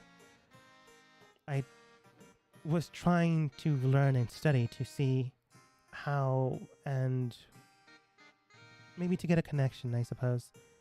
But the build I have, the strength I hold, it's not exactly elven, but I do strive to get better. So, truthfully, I am grateful for your words of encouragement. I just don't really know how much farther I can get.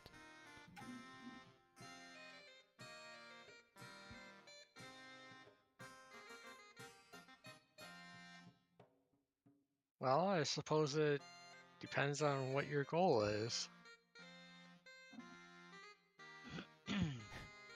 Honestly, it's rather childish, but recognition. Not towards the king, although he is kind enough to take me in. After all, his sister did hire me, but recognition from my father. As childish as that sounds. Although I don't think I'll ever have it, as he was one of the nobles that left the kingdoms to the north. So now I don't really have a direction.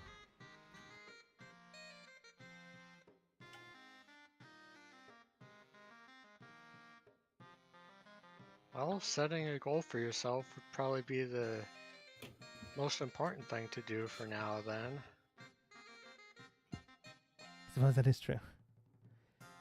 She does sigh heavily, because you can tell, yeah, Yoko, I don't know emotionally if you can tell, but you can tell that this has been on her mind for quite some time.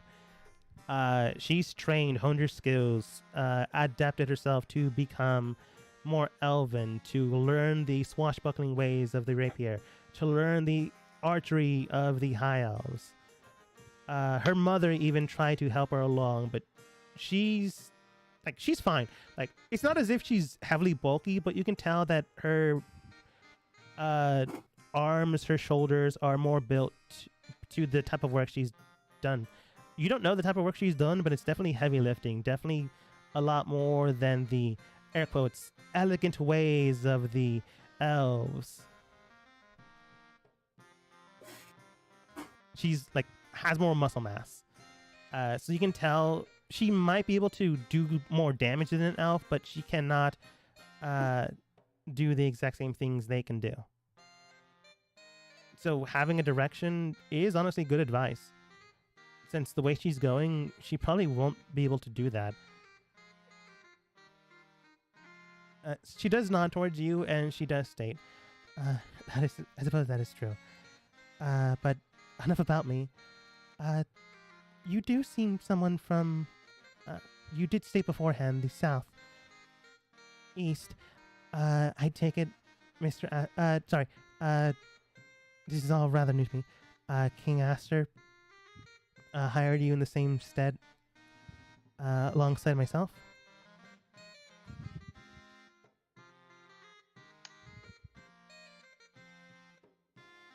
Well, actually, we met at a school, and we kind of just started working together. I'm not technically hired by him. You can tell she does smile at that. A genuine smile rather than one would listening to a conversation that they're not interested in. She does smile and she does state, I suppose I'm glad about that. It does mean I do have hope for a future here. If he was like this before, while becoming king, perhaps there's a hope for me yet. Truthfully, I was just a farmer before this all happened. So I'm glad I could advance beyond that. And most of my paycheck does go towards my mother. So for that, I am grateful. So it's nice to see that King Aster has been this way towards others. They're not just humans, elves, dwarves, and halflings. And especially Aasimars, as his father was. Well, based on what I know about him, you can advance as well. How far you're able to advance in this kingdom under him is based solely on your own merits and abilities. So who your parents are doesn't really matter, at least not to him. She is happy about to hear that. She does state, well, I suppose we have done enough talking on this topic. Should we spar for a bit? Yes, it is why we came out here after all. Thank you for indulging me. You two begin to spar. Her using her weapon and you using yours. You can tell that her footwork is quite clean, but again, the way she moves, the way she does her strikes, this is self-taught. It is not exactly clean. It is not exactly pristine.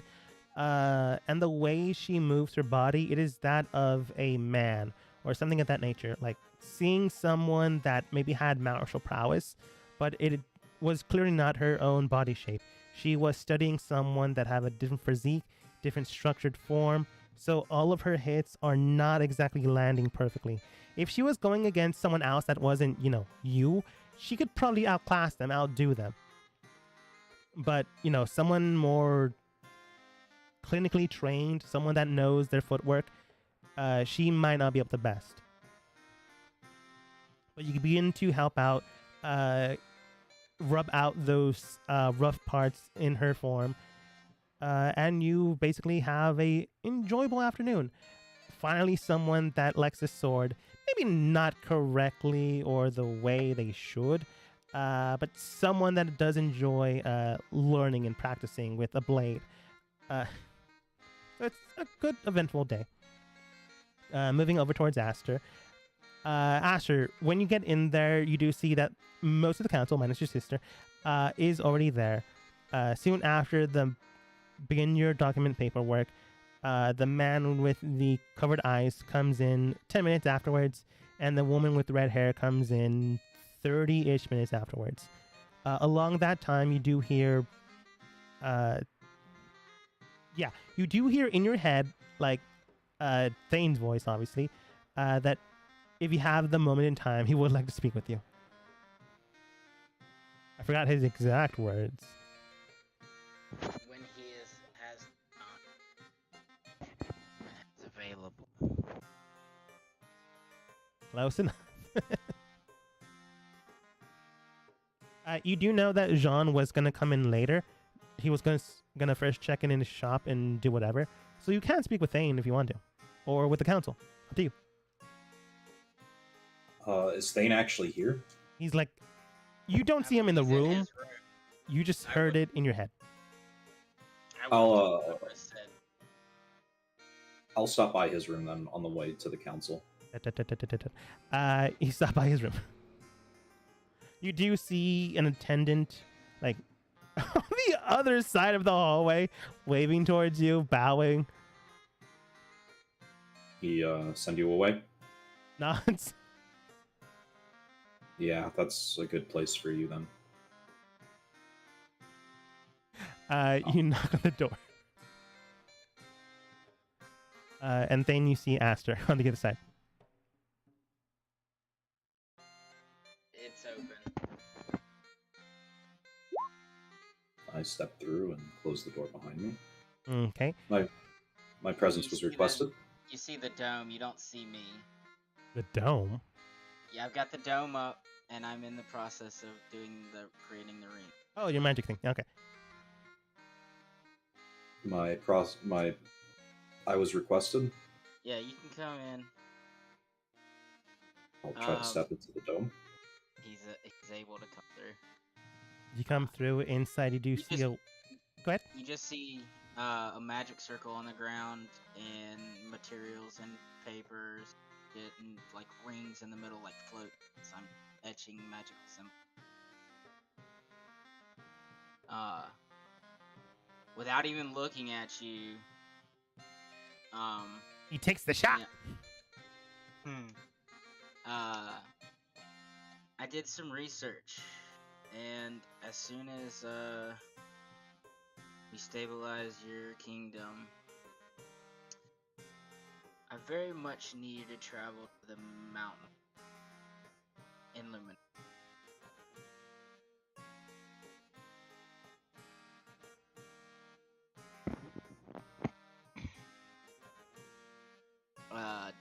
How much of that came through? You need to travel to the mountains in Luminaire. Yeah. When your kingdom's stable. In 2 weeks. That is fine with me, though I cannot say I know how long it will take for my kingdom to be stable. It has undergone a lot recently. I have a feeling what I'm after will still be there. Very well, though I make no promises as to expedite anything. These things have to take time. Mm-hmm.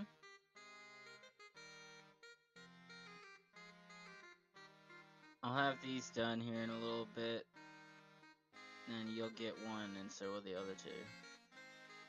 Very well. I will be with the council. All right. I've got I gotta think of some plans. So, and I'd much rather be alone right now.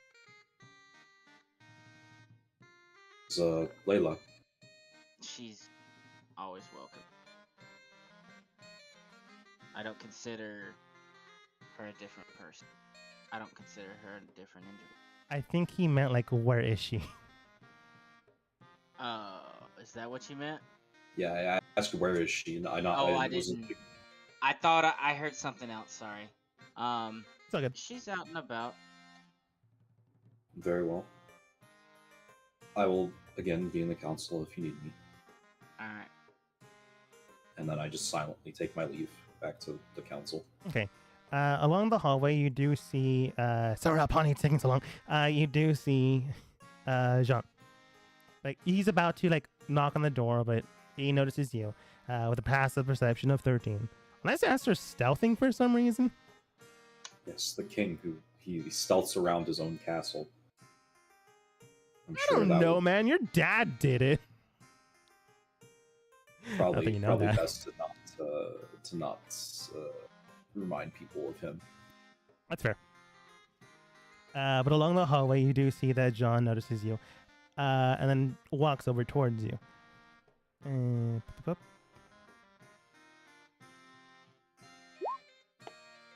There you are. I was about to knock on the door. Should we do this in the room or in a separate room? I'm assuming the council is already in session. It is. And then preferably a Does different this room. Of course, I was about to ask if this had anything to do with them, but It might. might. Okay. I will. I'm sure there's a sitting room somewhere nearby we can use. Of course. I imagine. You do see the attendant. Yeah, you technically would have gone along that hallway to get back to the council room. You can make a round turn. He's closer to you, so he does state. The room to the third right is open. Give the attendant a grateful nod and start on that way. He nods, keeps an eye on Thane's room. You hear a loud. Y'all hear a loud explosion, and the castle just kind of shakes a little bit, and you hear "fuck." For sure, the attendant would go see what's happening. You would yell at him, he'd walk away. Still hunched in the corner. This is his job. He can't technically leave it. He just can't get too close to you because you ordered him not to. Ah, man, this poor attendant. But anyways, Astern, what did you call him beforehand? Gene? Doesn't matter. Enter inside the room. Again, I'm saying something else, but you guys keep hearing Gene, which is fine. I don't care. But you enter into the room and more or less close the door. I don't know if Vaster's that worry. He pats Jean down. What's I don't know. Do you? No, I could take him. Do you look for birds? I can take him. I assume that this inside room that does not have any windows lacks birds. It would not have windows. You're correct. Just making a joke. What about spiders? Ooh, good what point. about spiders? It might have spiders. Aster roll percept. It doesn't have spiders. I'm gonna tell you right now, it doesn't have spiders. I'll fire it. I'm not above it. Sure, go for it. Natural one has 10 spiders. I actually really don't care that much. Okay, it might have a spider, but he does look towards you, and he does it. Very well then. When we went through the proper channels, we were not able to find anyone with that missive, but we did look.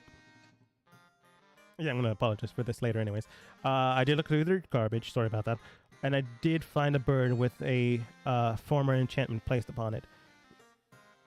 I don't know who killed it, but it was blown up somehow. We do believe that this was the bird that came in beforehand. We are not sure if it delivered the message or not, but we can determine that someone had an enchantment placed upon it so they could hear and see. That would be Thane who killed it. We also apprehended another one. Well, not sure if it was another one. It was waiting for that bird. And then another one was a familiar. It was banished and did not return.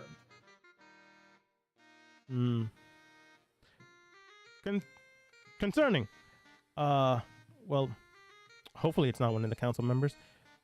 I wasn't able to find the connection with it. I don't have the proper scrying spells, but I did take a feather from the bird. He gives you the feather in case you can find someone. I can find someone if you'd like, but it would take time.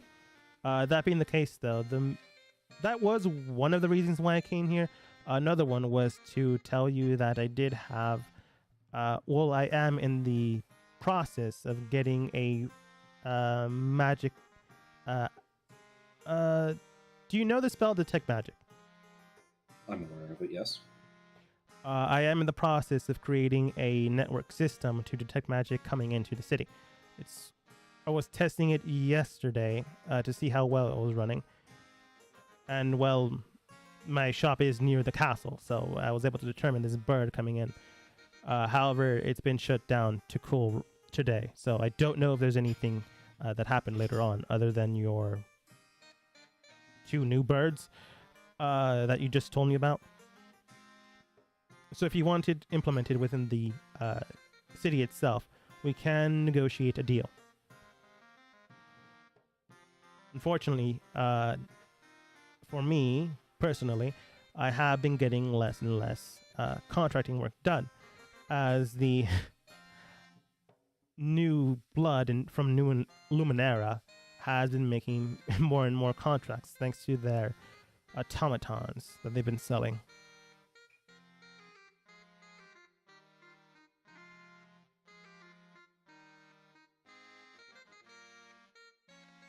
You helped me, so I will help you. It is only fair. I am indebted. What could I do for you that would help you in this? With this contract to install this Detect Magic and make sure that it was monitored, would that be enough? That would be determined up to you. I am just giving you the option to buy it or not, depending on how you see security within the area. That's one of the reasons why I came here, as well as to determine what came here the other day. I'm just offering you this chance before it goes somewhere else.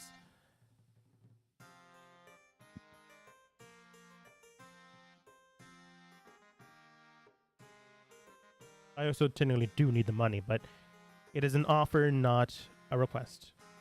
Technically technically do that since you are the king. You could. I do owe you a favor.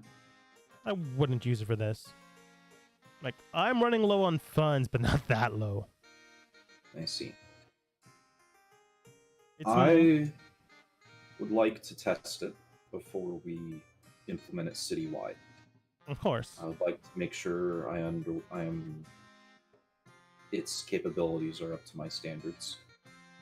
I have something coming that might be of slight use of something like that.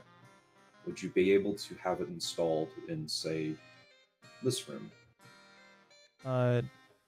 This random room? I suppose I could.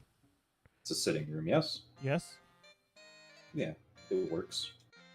I cannot let you know more than that, but it might relate to the bird issue. Very well then. I'll bring it in sometime tomorrow after it's cooled fully down. And I'll install it post-haste. He nods towards you and the state. If there's anything you request of me, I couldn't find Mr. Thane, so hopefully he's okay. He is in his room. Do you need him?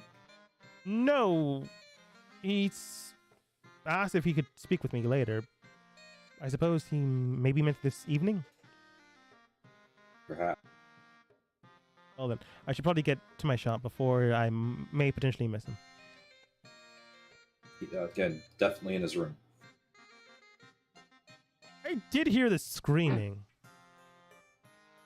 I'm assuming he's busy. He's making rings. In the distance, you do hear a pop! Another explosion. Yep, and another. God fucking damn it! It's going well, I assume. Nothing caught fire. But if you'll excuse me. Nods, bows, and he does state.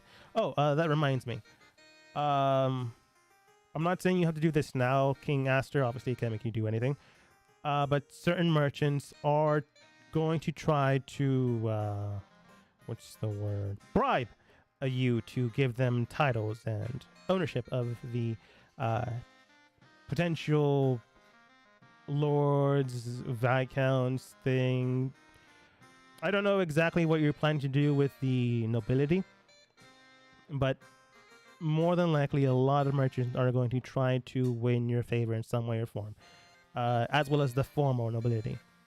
So watch out for potential suitor matches, bribery, taking you to dinner, offering you the latest pulled wagon, that kind of thing. Sound like my sister. This is more a political thing rather than, I don't know, who you're into. I assume that's why she does it as well. I don't know. We have spoken for some time from time to time, and she has talked about you, mentioning potentially you settling down with someone instead of gallivanting with anyone you see.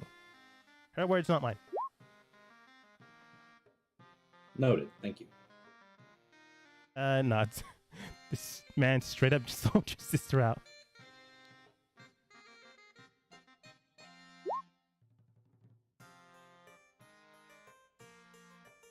Still in a random room. Do you head back to the council?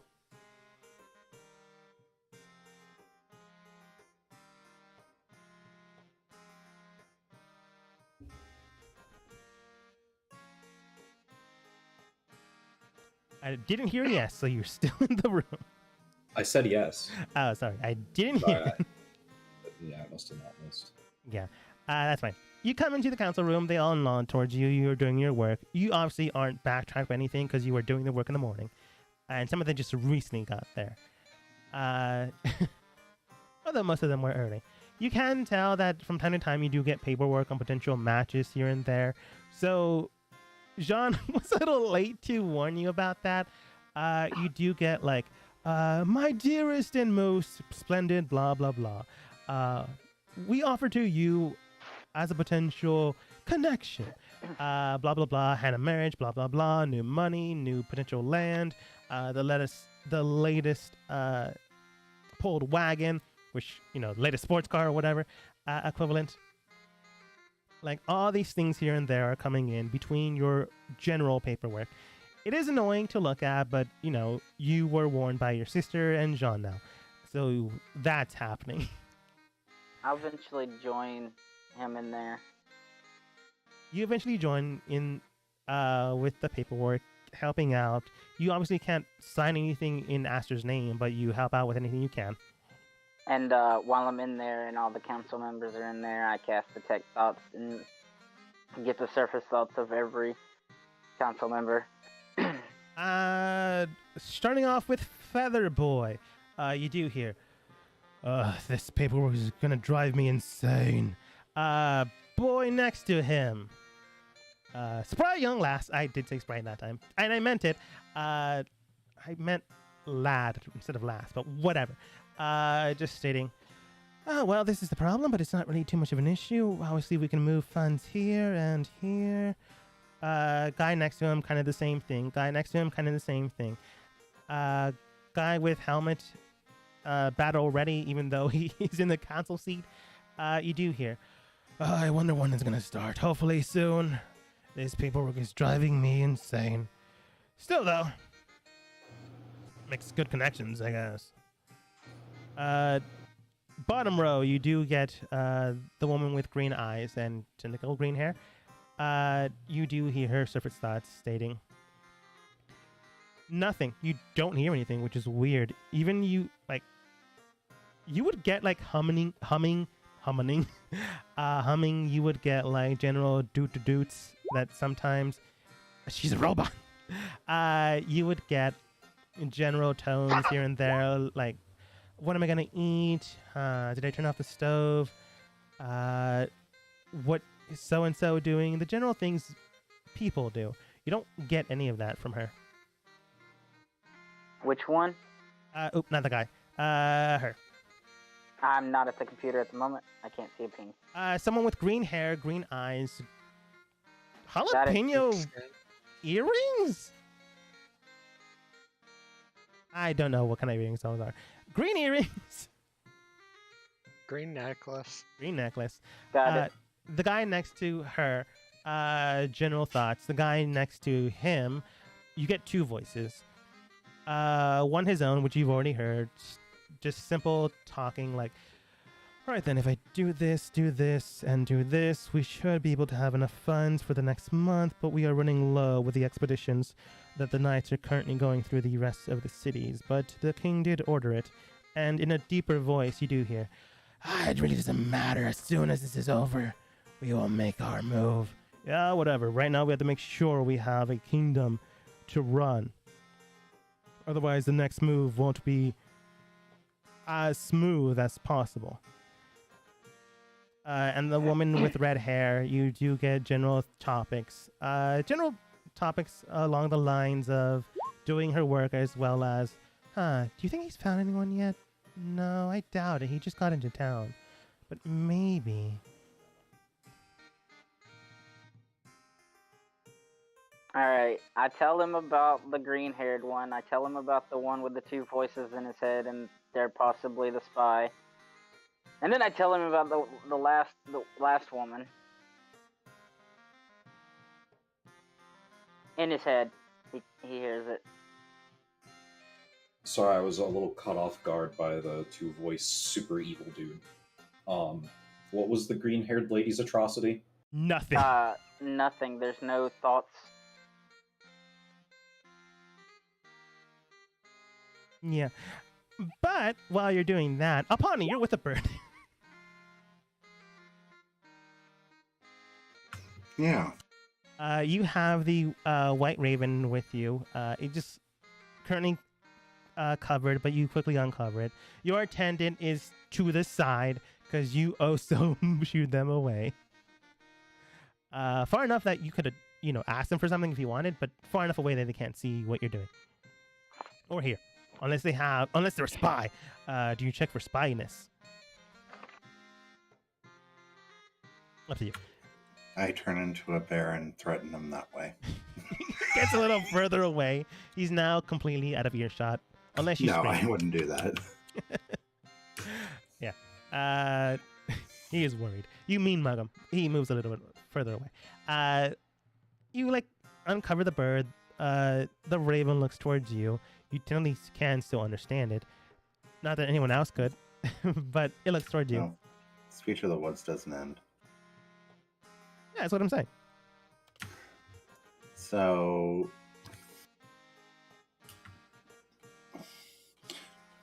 did you originate from this city?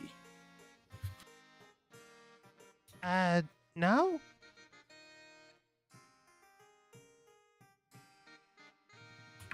Do you know the city that you came from? Points to southwest.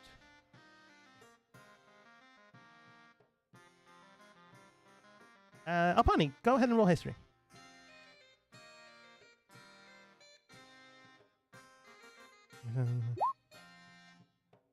Oh wait, sorry, southeast, but you still need to roll history. 13. You can tell that that's kind of where Harbor Point is. Like, it's further south than where he's pointing, but that's the general direction. Other than that, though, you don't get another city. So it might be a small hamlet. Not big enough to be considered a city, but to be on the map. But, you know, it could still be a general area in that spot.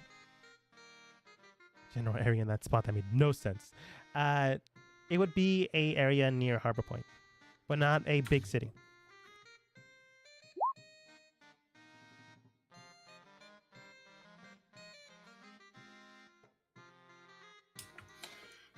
I rolled to murder Yoko. Yeah, you would be near enough that you could potentially stealth murder her. But yeah. You don't get an actual name because the bird wouldn't know that. It just knows home. How do you know how many daytime cycles it took you to fly here? 2? About 2. And based off of how birds move and act, you can tell that that is honestly pretty close to Harbor Point by the way of speed that would take. So, general direction is sound. Alpani, go ahead and roll history again. You might roll better this time. No. No, I won't. I said might. You know that general area pretty kind of well. It's near the border of the South City area. But you also know that it was formerly a haunted wood. You know that that general direction is where a whole bunch of lycanthropes live. A whole bunch of different populaces. Different groups in that area. Some good, some bad, some more violent than others. Other than that, though, maybe this bird came from the sky, the moon, the air, or a random city you don't know.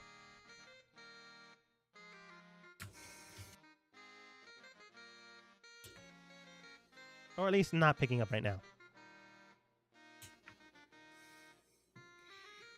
I will offer it some food to show that I am trying to treat it properly. It nods, it eats the food. It's not as if this bird is like keeping secrets from you. It's just it doesn't fully understand what you're asking it. It can't tell you like who its master is. It can't tell you. Well, it might. You just haven't asked that yet. But it can't tell you exact location of where its home is. If it show it map, it just probably couldn't even tell you that. Birds are intelligent, but not to the degree of so much. You're talking with maybe a 5-year-old. So it knows like direction of home, how much moons it takes to get here, what its master might speak. Idea. Were you ever around when your master had a visitor and perhaps the visitor said the master's name? Let me roll for bird knowledge. The 14, that's pretty good. It nods. He had strange name. And what might that have been? Dark Shadow.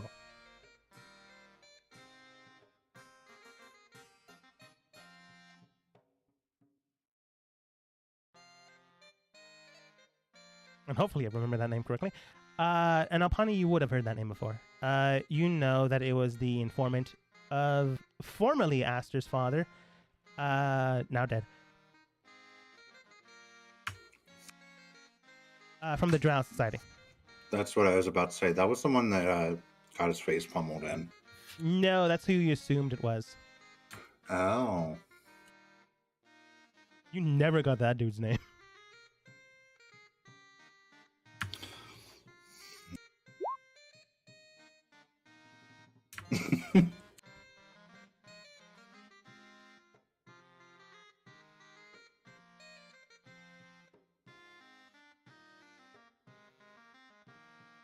Yeah, tell you the name. But I know that he is dead. No. Or I thought that's what you said. No, someone else said he was dead. The guy still lives. He would have needed to if he sent the birds out. The birds took 2 days, and that event was less than a week ago, but definitely more than 2 days. So that would not have correlated with a time frame.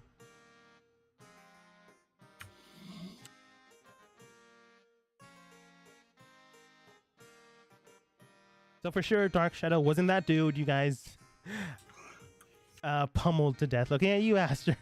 And then burnt his body completely and wholly. Looking at you, Yoko. I'll say I was innocent this time.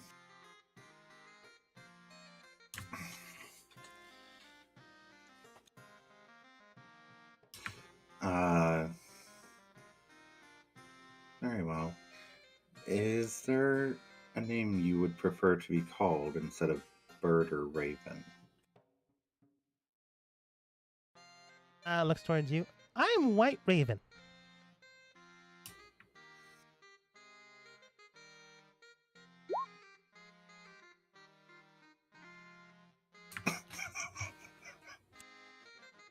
It's not your fault we went to the bad guys we kill to stay dead. The bird doesn't technically have a name.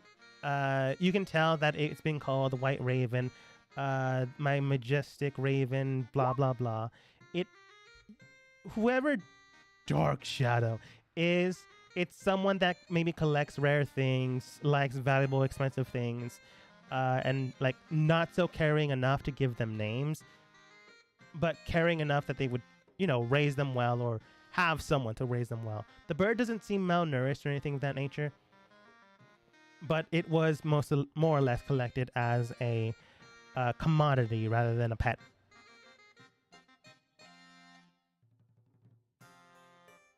Well, Alpani disagrees with that. She feels that this raven does need a name.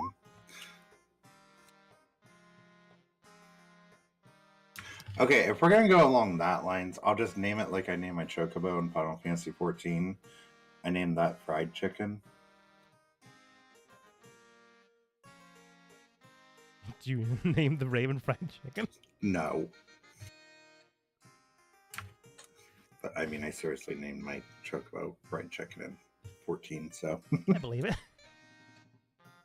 Still have Chocobo. Yeah, you can give the raven a name if you want. It just knows itself by the things its masters taught it.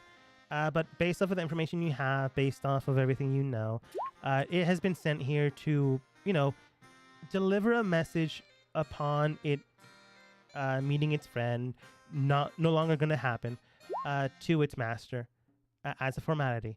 Because the other one was a familiar, you can tell that Dark Shadow expected that the White Raven would be truly sent. Because if you have a familiar, you would unsummon it or give it general information, and then you can resummon it before the other one could get there. So whoever sent it expected a direct answer to go in their favor or to go in this specific favor. It's not as if the bird knows this, but you know that this is what's happening. Otherwise, otherwise they would send two other birds. This was more or less a formality or play for show or a type of show. That being the case, though, if you were to do that and go along those routes, you wouldn't have the familiar to get there to obviously deliver the message beforehand for an action to take place without as much away time, or at least waiting time, to happen. So this bird might not have been going towards their home rather than meeting their boss, air quotes, somewhere else.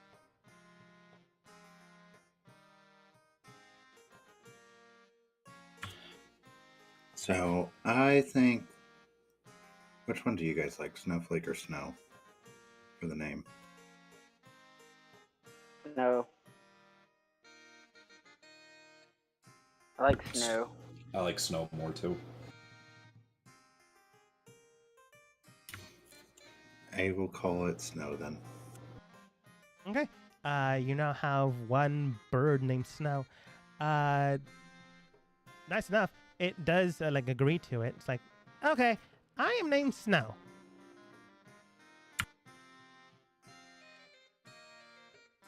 Again, 5-year-old. Give it a nickname and it'll stick to it. Or a true name and it'll stick to it. It nods. You do spend a good amount of time with it. Is there any other thing you ask?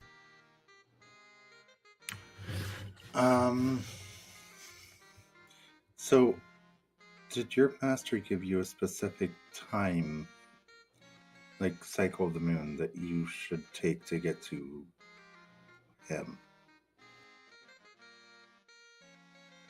He said after getting message to wait in the forest.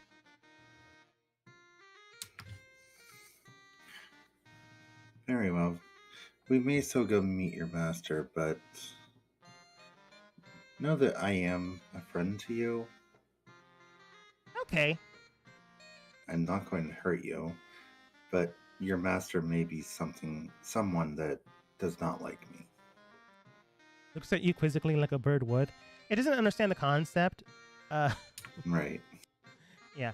That being the case, though, you can tell it is agreeable with you. It's not as if it's going to run away unless you do something to spook it. In the distance, you do hear explosions. Wonder who it is this time. It's still Thane. This is a little bit backtracking. Well, she hasn't been around enough. That is true. To know that. She just knows that this group is not a little, it's full of chaos. Yeah. She will gather Snow up and proceed towards, I guess, the council room, because that's where Aster was last going. Yeah. You can select Snow, cover them, head your way towards the council room, and then it hits you. Because I'm not going to let this one slide, because Apani would be smart enough to figure this one out. They said the forest. A bird or a 5-year-old would understand forest, that's true.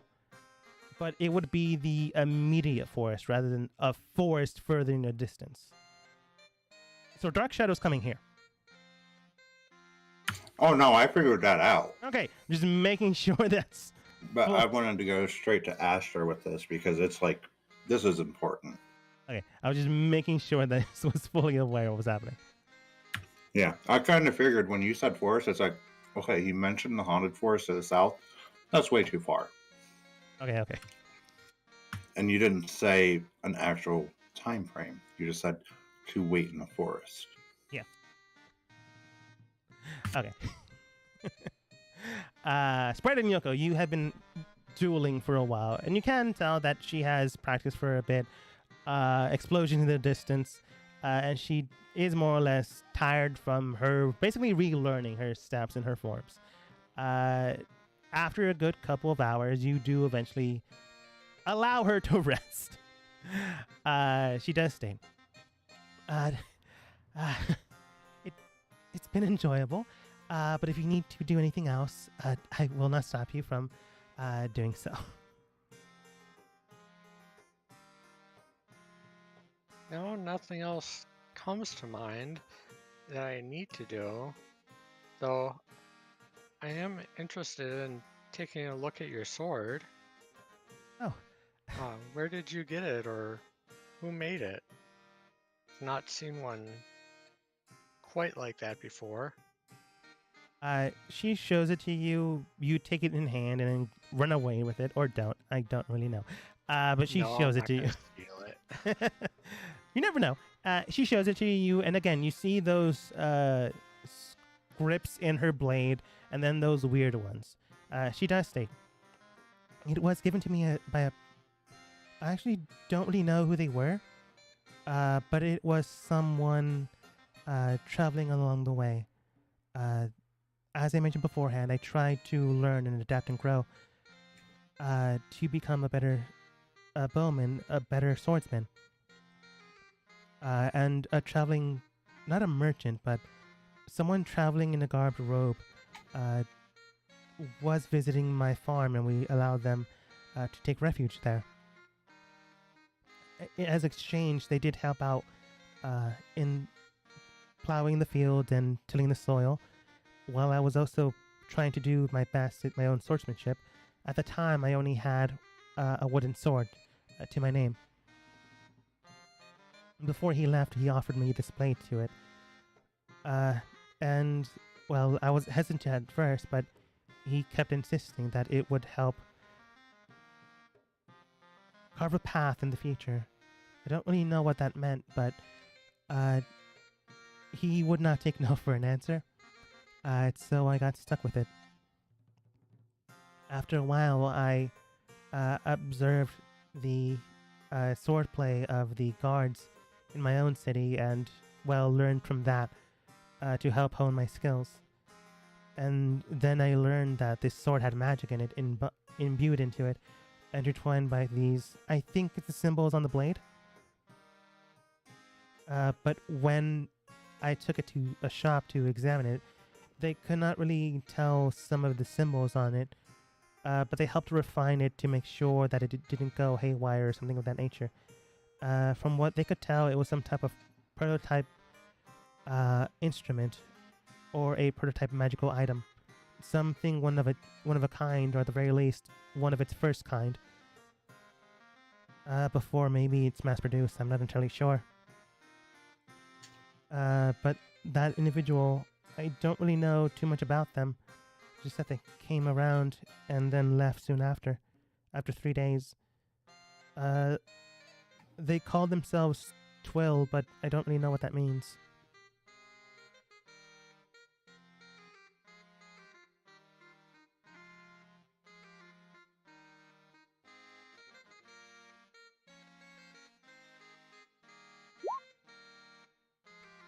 Twill Magore.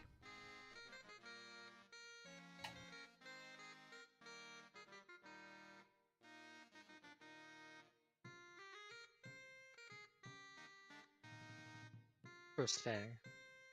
I can tell there's some magic on this, though I don't recognize all of it. It certainly is unique. Though I don't know why they'd say it would carve a path in the future when it's a rapier, and rapiers are stabbing weapons. I don't know myself. But I can tell you some of the symbols on there. She does tell you some of the symbols that they were able to identify. Some of them are enhancement, so it's +2. One of the symbols is illusionary, which adds a additional bonus to the strike. When you swoop it around and she tells you what to do, you see 2 blades in the air when you swing it around, giving her advantage on her strikes. When you see, and she shows you the next mark on the blade, you can tell that there is something in the air permeating when you hone into that symbol, and you can tell that the next strike does have a apply force damage to the strike if it hits. It's basically a smite into the blade, but with force damage, then holy or radiant damage, which is impressive to have so many enchantments in that weapon. The problem, though, is the symbols you don't recognize, and she wasn't able to identify. Neither was the merchant she took it to.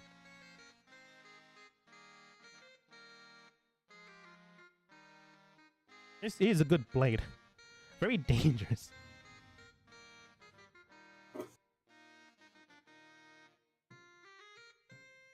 But she does tell you that it does have charges. It doesn't do it always and forever. She just never really had a chance to fully use it. You know, farmer and all that.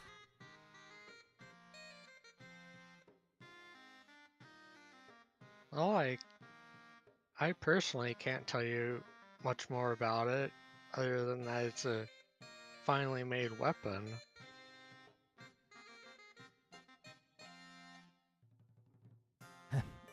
You and me both, I suppose. She does take it back, unless you steal it, and she does state, I honestly don't know too much about it. And the carving the path thing, I don't know. Maybe it meant the symbols carved into the blade? I truly and honestly don't know. Again, I don't really know how to cast magic. But hopefully it means something.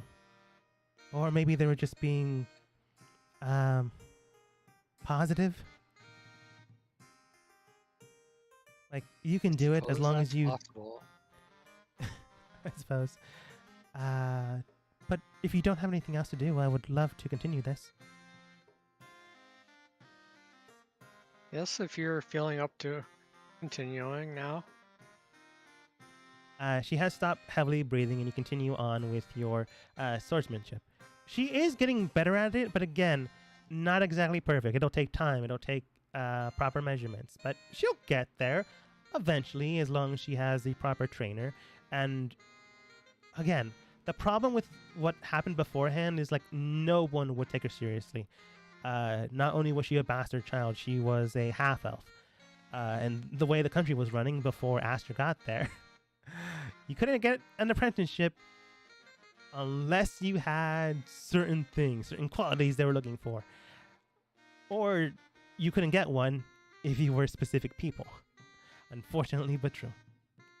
So Aster did do very good things on usurping his father and basically murdering his entire family, minus his mother, already dead. Not that he would go after her, and minus his sister, still alive. Don't know about that one yet. I mean, if she was evil, I think he might go after her too. Maybe. But, you know, Aster helping out, making sure that the kingdom had, you know, less type of problematic things that it was doing, did bring about a good amount of people with skills that they were just overlooking.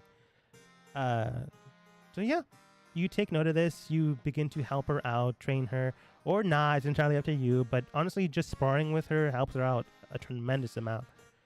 You can see her trying to copy your own footwork, and it does help because you have a, not exactly her framework, you're more slender, but the type, there's a different kind of framework or footwork you would use if you were male and female, because you have, you know, a female form. She would be able to adapt the female form that you're currently doing. At least that's what I heard about swordsmanship. I could be wrong. I'm not a sword expert. And I would just try and help her improve her skills and find ways to, well, find areas that she can improve in. Yeah, you definitely help out. In the meantime, again, explosion in the distance. But that was a while ago. Then you enter, you tell Aster the entire thing. Before anyone can react, you do hear a door opening, and it's Apani on the other end. With a bird. Thane, you wince. Not wince, sorry. You scowl at it. Bird's hidden. Oh, right, that's true. Bird's hidden. Thane, you swear you smell a bird in the air. Fuck you.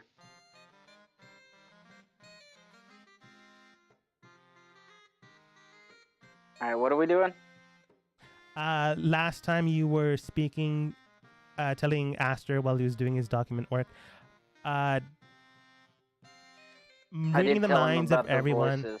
You told him, lady at the far left, no voice in her head. Man with covered eyes, 2 voices is in head. That made no sense. 2 voices in his head. And then the third lady, or the second lady. Oh yeah, the redhead. Probably wants to marry him and become queen. That could be a thing. Sure, not exactly the word I said, but sure.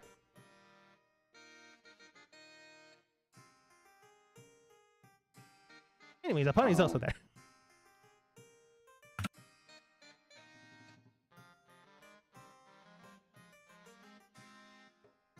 What do you do? Do I know these council members' names? Yeah. Technically, if you wanted to. You would have met them the first day.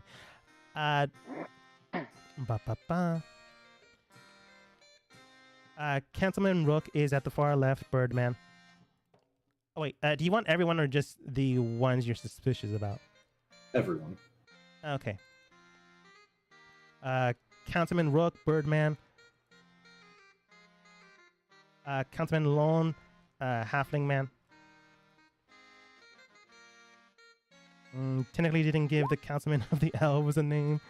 I'm gonna call him Vert. And you do know that Vert is the councilman from Emerald, the city mayor that doesn't like you. You are told.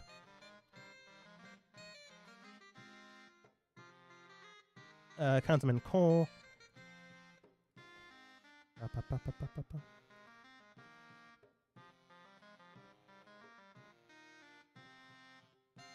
Councilman Harvey. I should have filled these out beforehand, but whatever.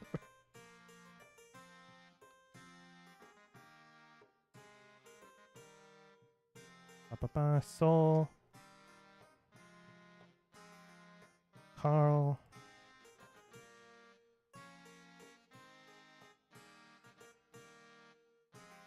Sorry, I'm just saying names. Dean. And Colette. Although I don't know how to spell Colette, so hopefully. Yes, boobs, whatever. That's her name. I mean, that's how I've been referring to her. Sure. It doesn't matter. I don't know how to spell Colette anyway, so you can call her boobs. Thank you, Yoko.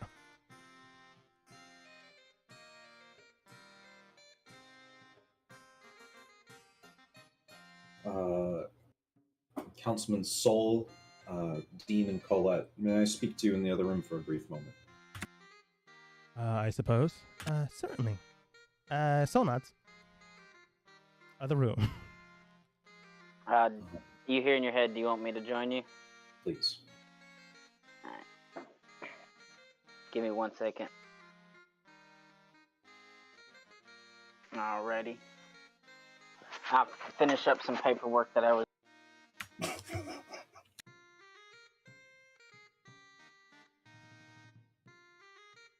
If Dean and Colette, if you two would just wait outside the door while we speak to Soul. Sure. Very well then. Alpani would probably be outside. Yeah, okay. You're in the waiting room that you found not that long ago. Thane is also there. Alpani's outside with Dean and Colin. Dean looks towards you. Do you know what's going on in there? No. Fair enough. They do small talk between each other, and then Dean looks towards you, Alpani. Oh, sorry. I suppose we should introduce ourselves. We didn't do this beforehand, but personal. I am known as Dean, and then Colette does, or Boobs does state, I am Colette. It's a pleasure to meet you, Miss Alpani. Pleasure to meet you. Pleasure to meet you. Hopefully they're done soon. We still have a lot of paperwork to do, but he is the king. Sure, he has his reasons. I mean, from what I understand, a lot of changes have been going on here, so he may be wanting to speak with certain council members about those changes. That is quite true, and he did mention a potential problem yesterday, so hopefully that can be resolved without too much of an issue. There's problems for every kingdom. Doesn't matter where they're at. That is true. I would so hate to be on his bad side.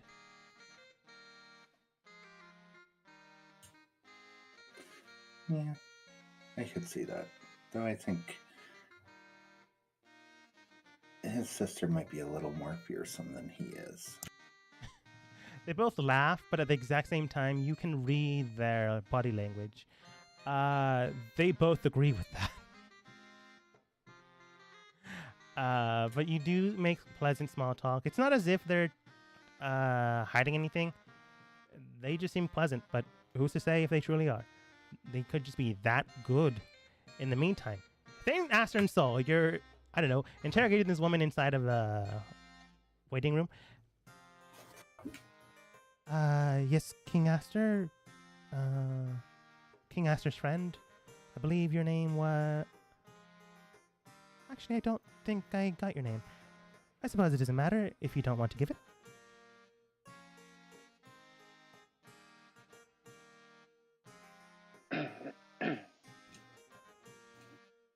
I will take that as a no. Regardless. Oh, sorry, my thing wasn't picking up. I said thing. Oh, I heard a coughing. Sorry. It's fine. Mr. Thane, then. Councilmember Sol, how has your day been? No, I suppose I shouldn't lie.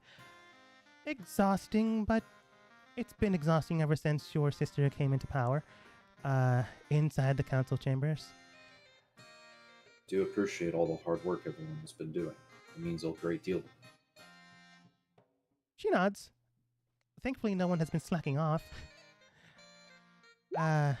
Hopefully. It feels like every day I get more and more paperwork. Detect thoughts. 1. Long rest or using spell slots. Are you doing like surface level or like deeper? Surface level at the moment. Nothing. Still nothing. It's just troubling.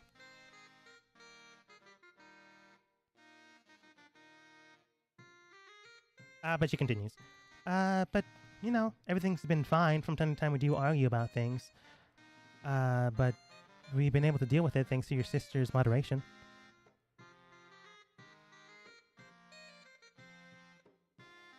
It was good to know. And Councilmember Sol, is there anything about you that I should know? Maybe? I don't know. She goes through her, I guess, paperwork or like her background. I come from the town called Fort.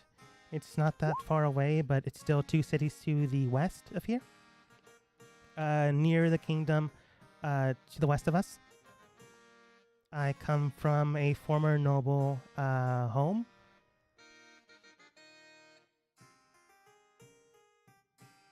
It's probably why I was sent in regards to needing someone to be part of the council. I was elected by the people itself. Unfortunately, the other person that was running against me could not read. I see. I restrain my own chuckle.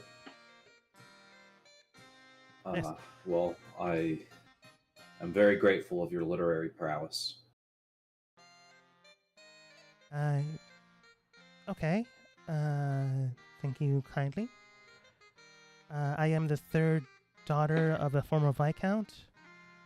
Unmarried. Father is still looking into that. but hopefully he doesn't find anything.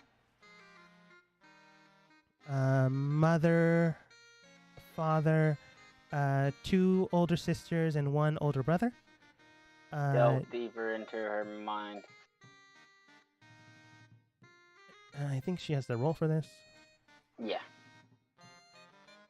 It. Plus modifier. You get nothing, but you do hear the words in her head, the things she's saying. Which is more than you got before.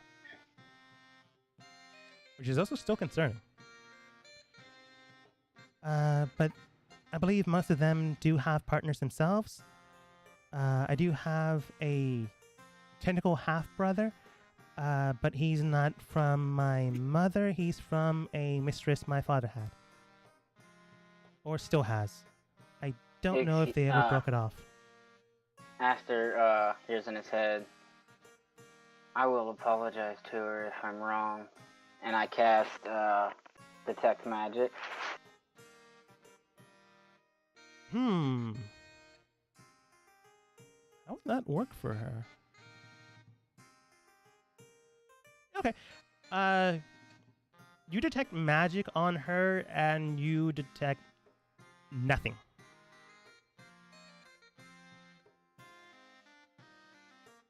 Not even the glimmer of life magic that most people have. Like, you remember back to the studied concept of magic in quite literally this morning. Most people have the circuits of magic within their own body. Some have greater extents of them so they can cast magic, but even if they do not, some, mostly everyone, in fact everyone, so long as you breathe within your life, have some circuitry within them, just living as a magical concept.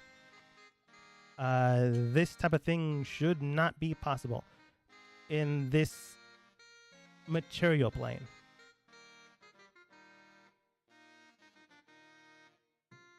Tell everything that I know to Aster in his head. Or at least it would be extremely rare.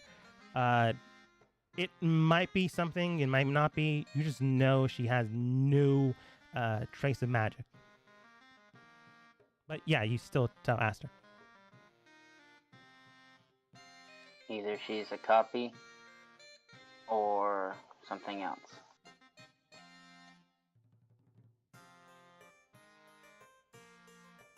Miss Soul, forgive me if it's a bit forward, but you're incredibly not magical. Is this something you're aware of?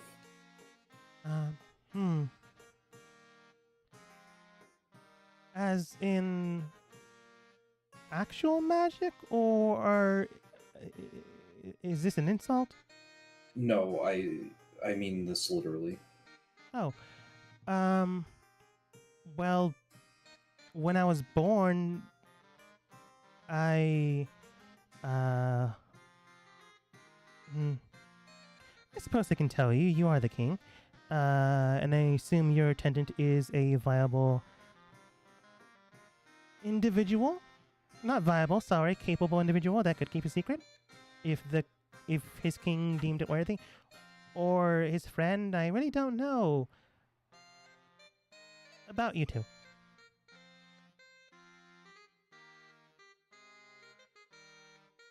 He can keep a secret. Okay. Thane nods. Well, Father did technically tell me not to tell anyone, but you technically aren't not anyone. I was technically not born? In the concept of normally being born.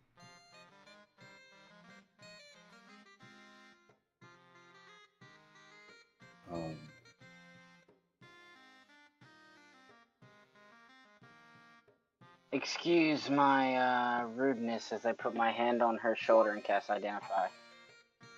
AI. You cast Identify on her, and you do feel something. There's still no magic. You still can't register that, but you can detect something fundamental, which is the best you're going to get, probably. Maybe. I don't really know.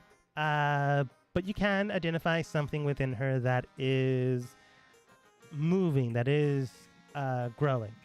For all intents and purposes, you identify a human. The cell division, the way they work, their mind, body, and spirit are all intactly there. It's just the magical connection to the weave itself is not there.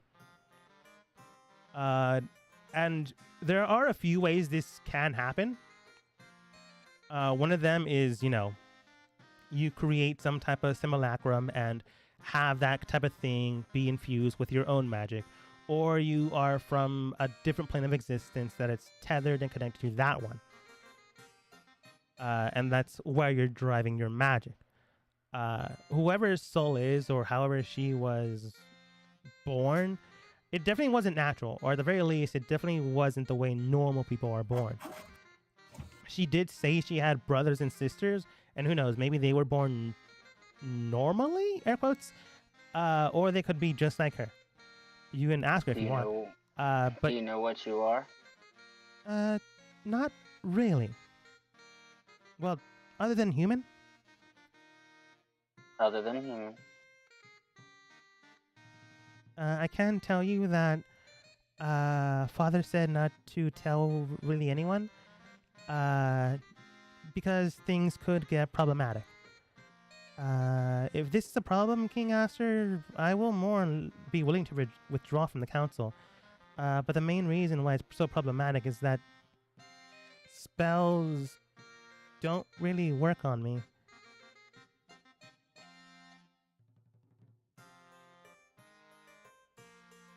Would you care if I test that? Well, technically that's not true because I just used some spells on you. She said don't really work on me. That's not as if to say they don't have a... That's why I was concerned.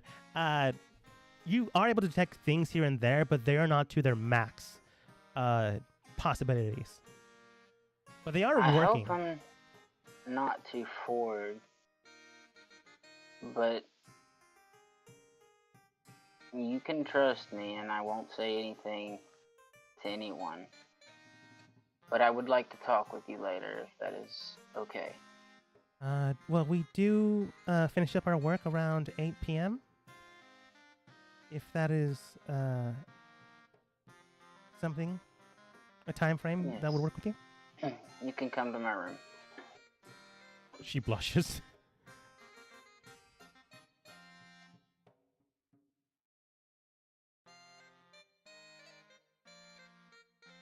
Or a waiting room.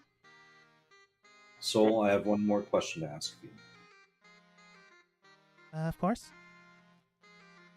Can I trust you? Are you loyal to me? Yes.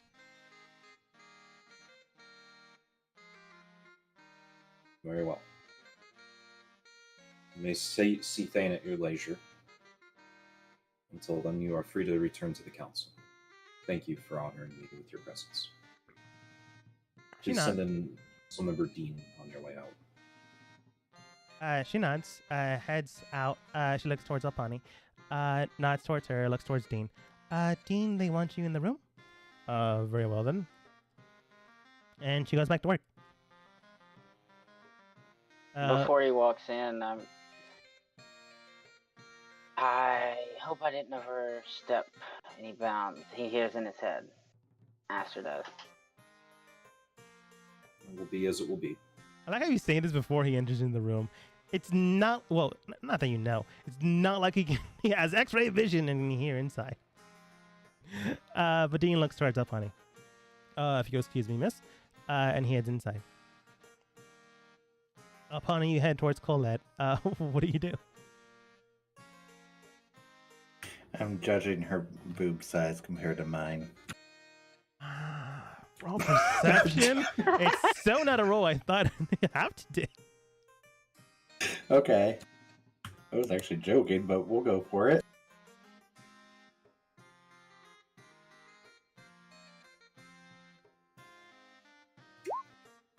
What the hell is my perception rolls tonight? Pretty bad. I so sorry if the description is rude or belittling anyone. I do apologize. They seem bigger, they seem firmer, they seem more well endowed. 10 out of 10.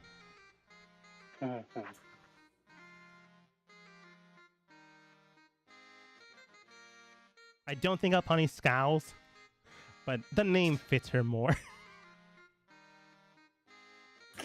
I mean, that's what it was based on, so. But Dean walks in, not knowing of any of that. But she still makes small talk with you while you're still both outside. Dean heads in, closes the door behind him. Yes, sir, and Mr. Thane, correct? I do believe he said your name last time, just Sol didn't remember. I did. Yeah. Yeah.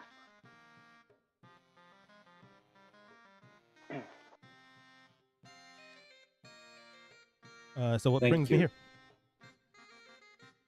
Thank you for abiding by my request. I am not one to beat around the bush. At least I like to think so. Are you aware that there is another voice in your head? He does look towards you. You can't tell if it's like concerned or anything of that nature, but you can tell he's looking towards you. At the very least, his head turns towards you. Again, covered eyes. Detect thoughts. Detect thoughts, surface thoughts. You do get. How does he know that? Is he using illegal magic on me? But he straight up just says, "Do you mind if I ask you how you came of this information?" It was told to me by someone I trust. Hmm. You asking me that has confirmed that it's true. I'm not saying it's not, but I did hope your sister would keep it a secret. In fact, that was part of the contract we made. It is not my sister. Divulge this information.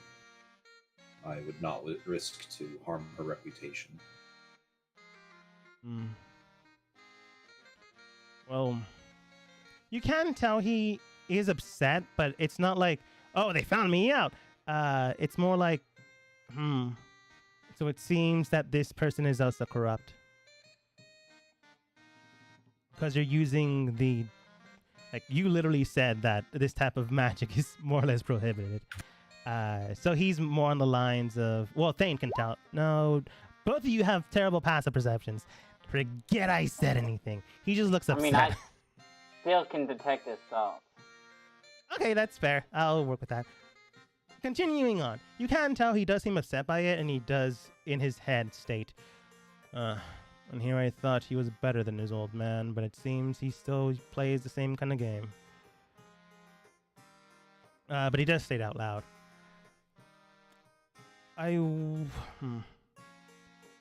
There is another voice in my head, that is true. But I suppose you're already worrying about this if you've called me in. I don't know what reason you brought the others in as well. Perhaps as a scapegoat kind of thing, or perhaps wanting to cover your bases. Or who knows, maybe they have their own secrets. I am not one to pry. But I am here to do my job. That is the contract me and your sister have made. Do you believe I am qualified? Speak with her and have her tear my contract. And now I'll leave.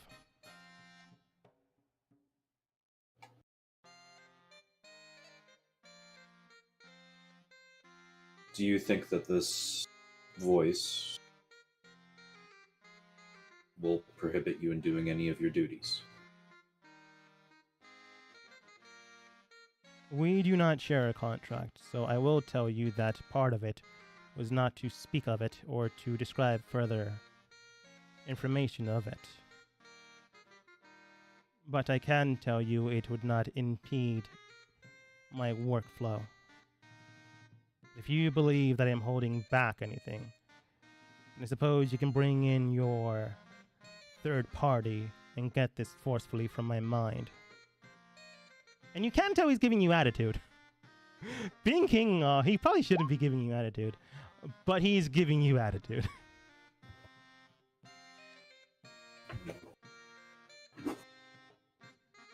Tell you what, as a gesture of goodwill, I will tell you what this is about. There is a mole. Someone is relaying information to something. We've already intercepted messages, and I gave Thane here permission to probe minds. Not anything deeply, just simple surface thoughts. Thane already broke that, but okay. It's not like he knows. Dean looks towards you, and you can tell. In his mind, he goes, he's still bending the rules. I suppose that is a just enough reason why he's doing it. Still, though, thought he would play within his own sandbox he created, rather than kick the sand on the other side and play with that. Super into metaphors, you imagine.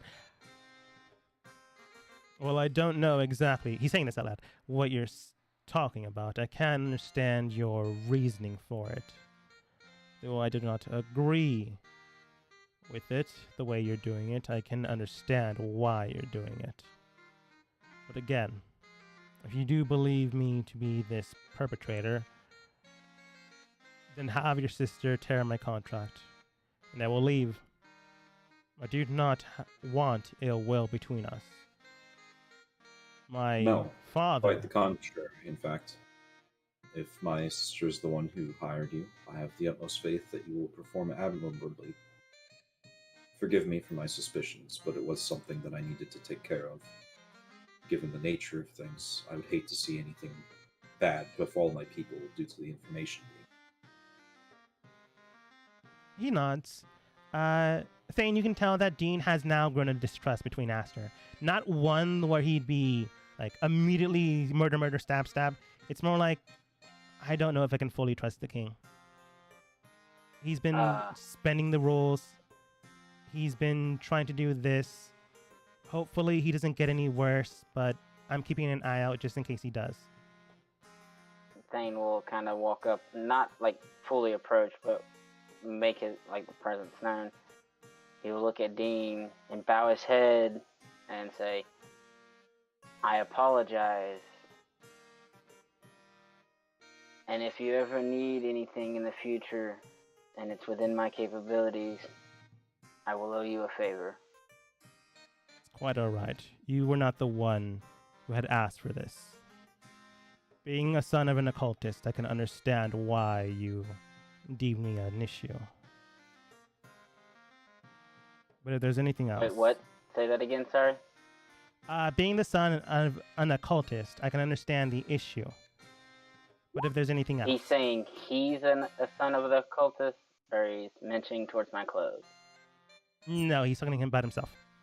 Okay. He's basically stating being the son of an occultist, I can understand why you're looking towards him. But he said this like off the tongue, like you might have overheard it, you might have already known it. If you've already broken this rule, obviously you might break another. Son of an occultist, eh? Interesting. Would explain the two thoughts. I say that out loud. Yes. But if there's anything else, we must... It's supposed to be a secret, but no matter. You are the king and his retainer. I'm not his retainer. Then you should probably be getting paid for this. I have already been paid.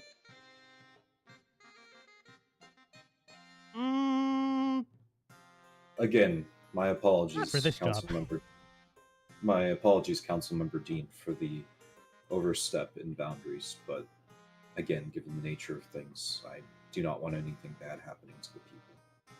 I hope you can see it to forgive me, or if there is anything I can do to make it up to you. Until then, I do trust you, and you are free to return to the council chamber. He does not. and he heads out. He was going to ask if there's anything else you need of me, but since you've released him, he heads out, looks towards Colette. You can tell his demeanor was like not the best after he walked out. Like immediately not fully distrusting of Aster, but worried he might go down the wrong path. But when he exits out, you can tell that he doesn't let that phase him, and he goes back to his old demeanor. Alpani go, oh, no, you have a very high passive perception. If Yoko was here, she would also figure this one out. But Yoko's training. Darn it. Alpani, you can tell that for a brief instance before he fully made his presence known to you, you saw him more or less have a worried expression on his face. But immediately he changes that into one of what you were speaking about beforehand. One chipper, one having a good day, or at least good enough day. So you can tell that something is weighing on his mind. But he doesn't show it the moment he catches eyes with you. Or you believe, again, blindfolded, Miss Alpani, thank you for keeping an eye on Colette for us. They do want you inside now. Very well, then. Dean excuses himself from Colette and as well as you, Alpani. It's been a pleasure catching up with you, Miss and Madam. And Miss Alpani, if you would like to speak further about anything, feel free to stop by the council chambers. We, from time to time, do have breaks, so much as King Aster's sister allows us. Again, she is a force to be reckoned with. She is terrifying, he jokingly says. Alpani will actually walk in behind Colette. Okay. You walk in behind her. Before, like, anyone... Oh, sorry. Forgot the boobs. They're detachable now. I am right to judge your boobs. You're the one that pointed it out, man. Anyways, you walk in behind her. Close the door for her. Maybe. And she looks towards Team A and Team B. Or Team A and Team T. Your Majesty and Sir Thane. Maybe. I don't know you've been titled yet, but hopefully one day.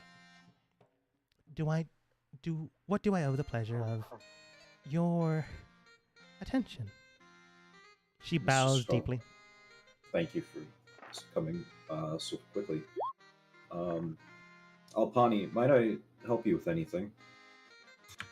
Yes, we have a bit of a situation coming. Dealing with something that's going on.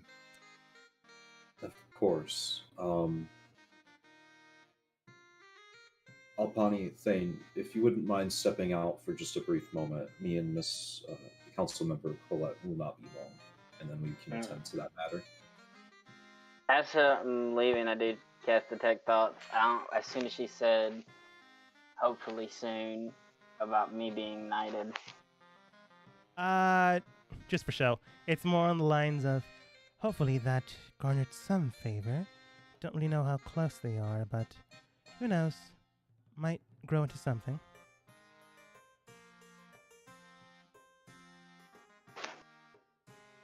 And then when you're like leaving and Alpani said that, you do hear in the surface thoughts, something happening. But that's all you get. Close the door or not? I'd probably close the door. I close the door. Okay, close the door. She does look towards Aster. Well then, what do I owe the honor of a private conversation?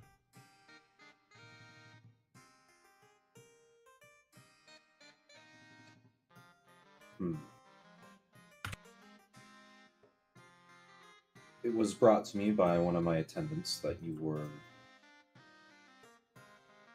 gazing at me in a certain way. Was I?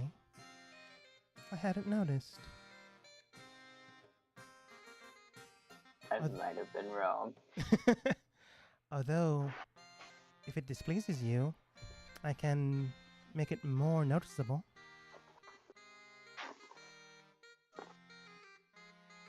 I will not stop you from doing as ever you might wish. And it's Though too bad Thane isn't there. Though I do ask that if you plan to pursue this matter any farther, you ask my sister. She will be the one who sifts through my marriage proposals. I have faith in her to do so. Ask your roll perception. I kind of want to give you a disadvantage, but there's no reason to give you disadvantage. It's a 7. I'm feeling lucky. That's a 7. Triple sevens, triple. Nah, it's fine. Gonna Just be a take that. 7. It penetrates, so I mean, I technically can still hear her thoughts since I Oh, was how? concentrating on her before. It would be a thick wall. Yeah. Otherwise, it wouldn't be 2 safe. feet of rock, 2 inches of any metal other than lead, or a thin sheet of lead blocks you. It's not lead. It would probably be like stone material. What's the door made out of? Probably wood. Then that spell's working. Okay. Yep. Do you have to see her or just like I've be seen her aware? already. I've seen her Yeah. already. She would have got shot down by Aster's sister. Oof. Go. One action, range self, target self, components, duration up to 1 minute. You can read the thoughts of certain creatures. You can cast spells in your action turn. Yeah, I have to see her, and I've already seen her when I activated it.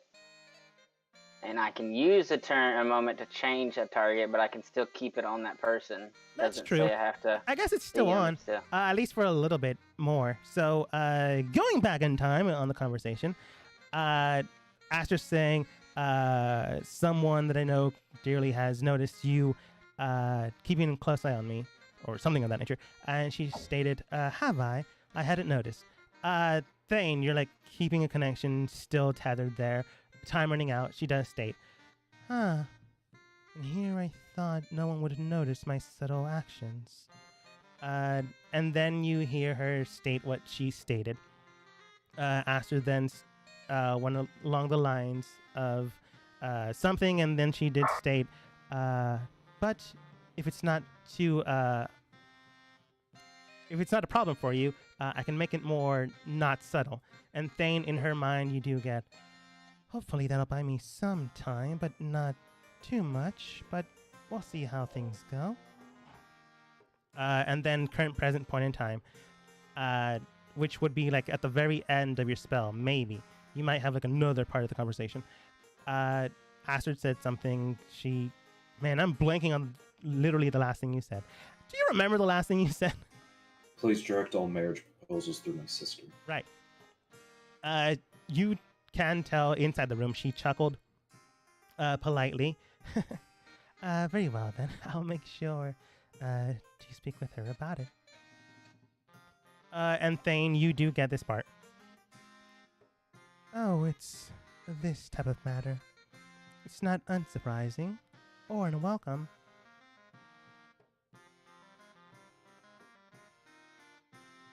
But she does state to Aster now. If there's anything else you require of me. Not now, of course. You are having your... She would say retainers, even though she doesn't know. Retainers waiting outside, so it could be later tonight or tomorrow. No, thank you. Will be all. Is there anything you might ask of me? It would be presumptuous of me. After all, this is only our second meeting. And Thane, you do get this last bit of conversation before your time runs out. This chicken's... Funny! Maybe. I'm just calling it as I hear it. You do read Colette's mind, Thane, and you do get... It does seem things are getting a little out of hand, but not in a bad way. I could definitely use this, but... and then it cuts off.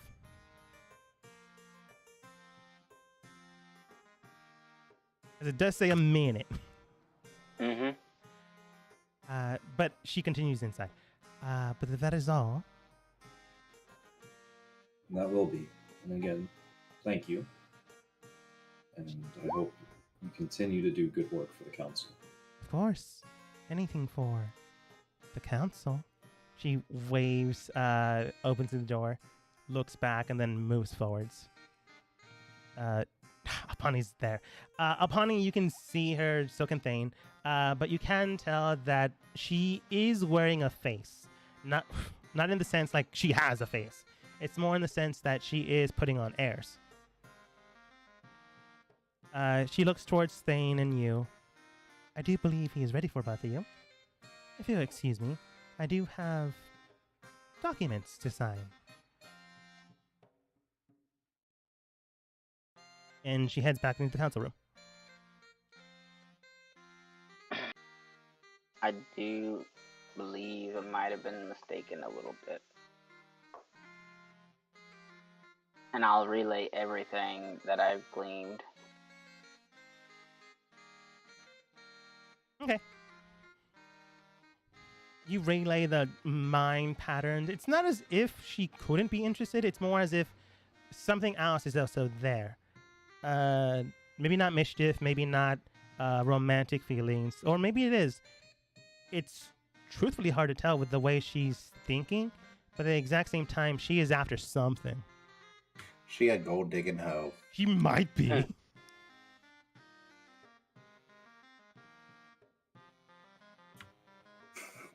I had to get that out. Sorry. I like how this is going on and Yoko is sword training with Sprite.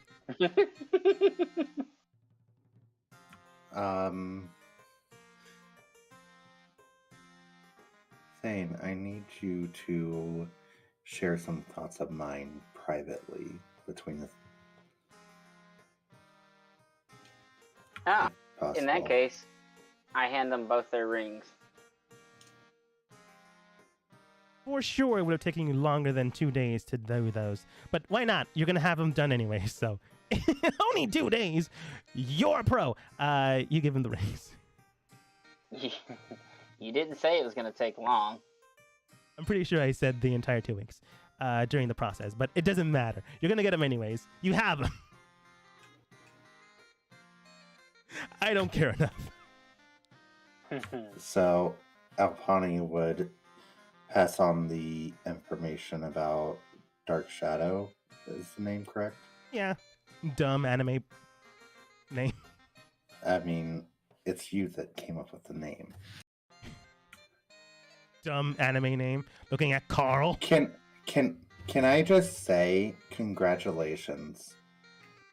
You finally moved away from non-stop tiefling females. You're not in the right kingdom. But still, you have an Buster, issue. get on that. We've all known this. But anyway, moving on. She'll relay the information about Dark Shadow and how the meeting's happening in the forest close by. It would take a couple of days, but it will happen. That's concerning.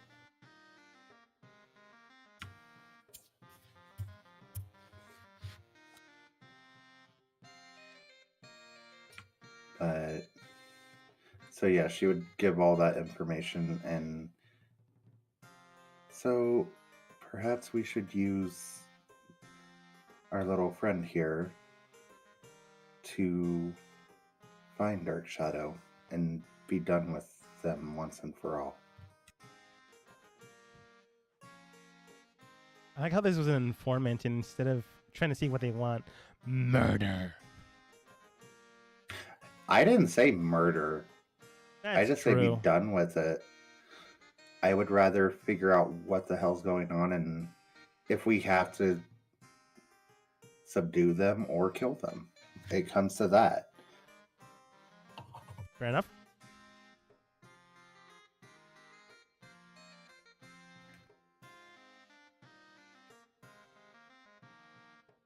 So that's my suggestion on that.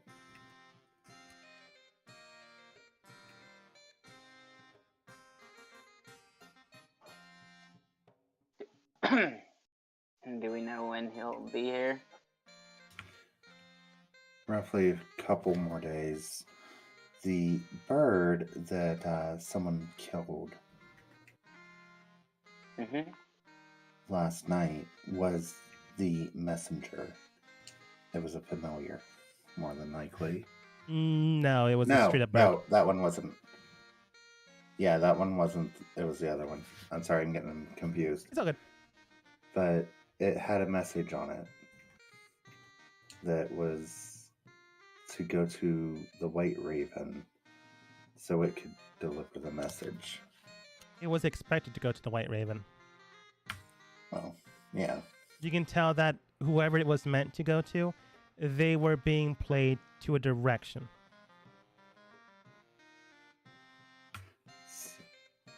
And then the White Raven was meant to go to the forest. So I say we follow Snow to where it was to meet its master. And figure out what this is about.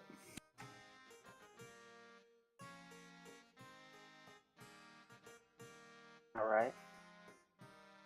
You guys also remember Yoko's here, so you might want to tell her that. Well, we'll have to inform her. But asked her. Sounds like a plan to me.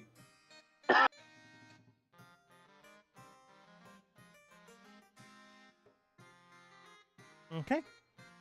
Given the information you do have and your new magic rings, you are able to communicate within the city walls. Maybe not like end to end, but middle to end. So these are a good thing to have. Aster reminds Thane that that Jean is still looking, still expecting Thane at his workshop since he wanted to talk about something. You can ignore him if you want. He's gonna go about his day anyways. But does anyone ever look for Yoko for this day? I'll eventually find her and give her her ring. You eventually find her in the courtyard, still sparring with Sprite, because honestly, Sprite's her attendant. So whenever Yoko says, like, that's enough, she's gonna stop. But she's going to take as much training as possible.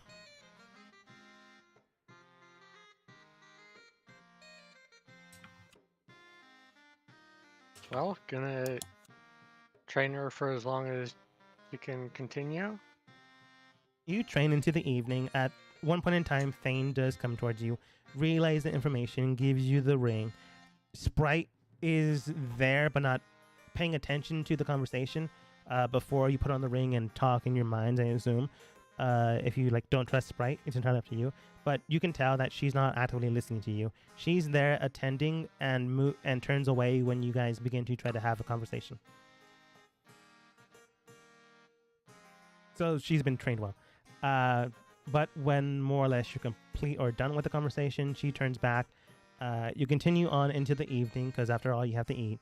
So at that point in time, you do end your sparring session. Before long, Aster's sister was also in the council chambers doing her work, and hours do pass on by. Ooh, I needed to make an announcement to the council. And hours do pass on by, but you're also there. Whenever I sense a lull, or whenever it seems everyone's starting to get a little antsy and needing a break, I'll clap. Get attention. Okay. At a certain point in time, you clap to give attention to yourself. Council members, again, I would like to extend a very heartfelt thanks to all of you for all the work you have been doing in my absence. I'm honored to actually be working here with all of you finally. I have my own matters to attend to, and I will at some point have to go off and attend to them once more. But please, do come to me with any concerns you might have. any that the people bring to you. It matters a great deal to me.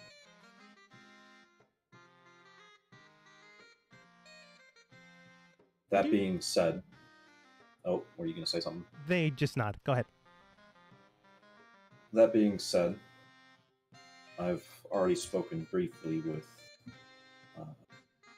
Councilmember Carl about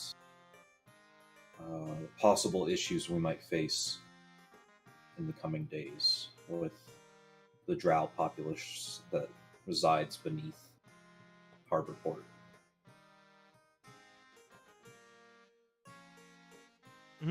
Off screen, you had a talk with Carl. You told him. He told you what he knows, which is not much.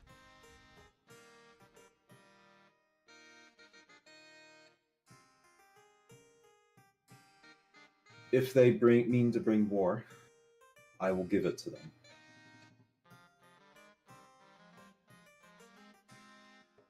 Though I understand that many of them have a hard time in sunlight, I don't exactly know how they mean to combat us above ground, save for night shifts, but if there is any passageways to the Underdark that we might need to fortify, we should do so post-haste.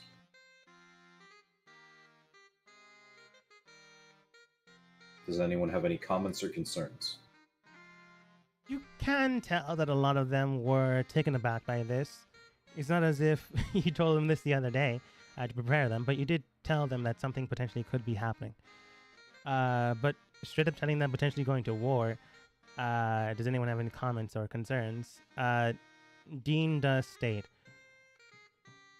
do you know the cause or reason for this sudden shift of temperament? Yes. My father had dealings with them. Dealings that I will not be continuing.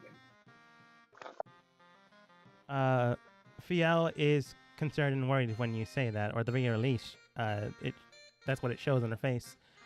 But Soul does state, it was that bad, then why didn't any other advisor, well, maybe they did, but why the sudden change immediately?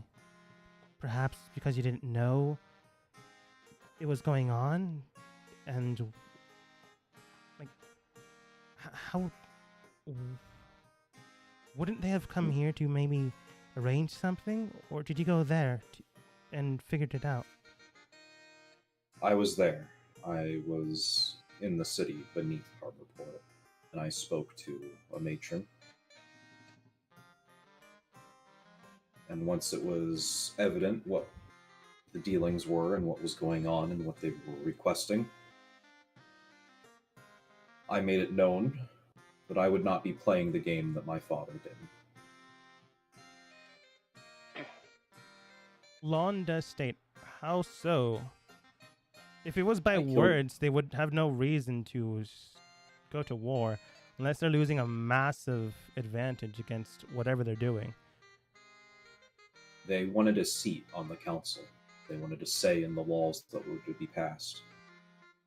I know Aster's not trying to lie, but it's more on the lines of they wanted you in their pocket. They wanted me to play by their games. They wanted me to be the ones, their spokesperson.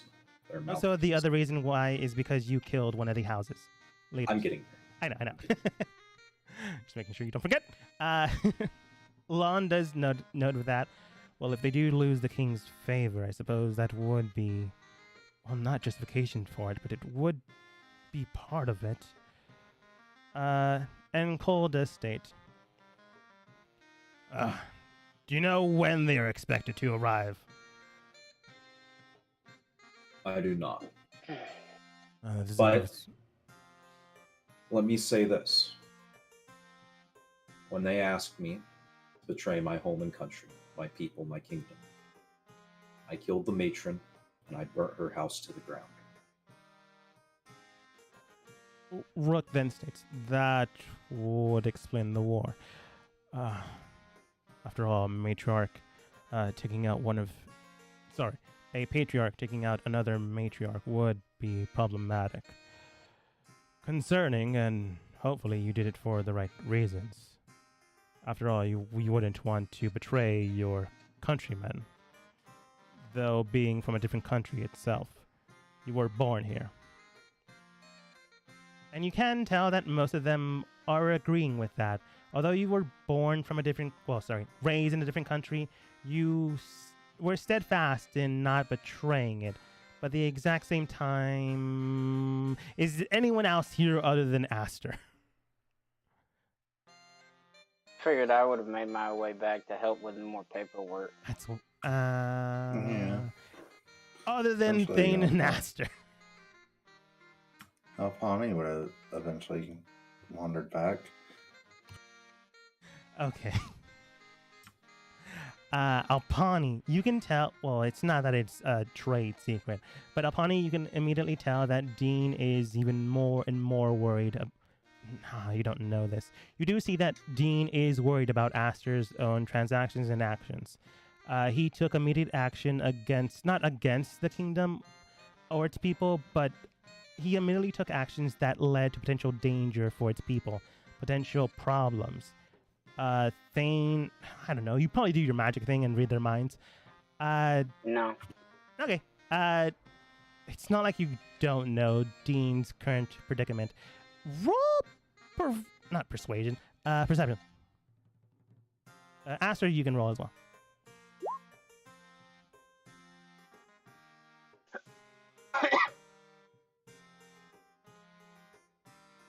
$15 is pretty good. Or at least good enough for this. 16 is also better, but not by much. You both can tell that Dean, Thane told you, Aster, and Thane, you know, is more and more worried by the way you keep speaking, by the way you keep causing more potential breaking of laws, potential danger to the people. He is troubled by your ruling. He's not, going to betray you, but you can tell that the more and more he hears from you about the cause and effect of what you are doing, the laws you have curved around, not fully broken, but curved around to get what you need. It looks as if he is worried about you. Again, you can't really discern his thoughts unless Thane reads them, I guess. But you can tell that he is not looking favorably at Aster. Or at yourself, depending on if you're Aster. You can also tell that other faces are worried. Alpani and maybe Yoko, I don't know. You're having dinner right now. You could be having dinner in the council office. But Alpani, at the very least, can tell that the other council members are worried, but are glad for the most part that Aster didn't betray anyone. But at the exact same time, they weren't aware of this until recently. Not the day he came here, but the day afterwards. So, while they are respectful of his actions of not betraying the kingdom, they are also worried from what we can tell of what other things he might have done. Or if he's hiding anything.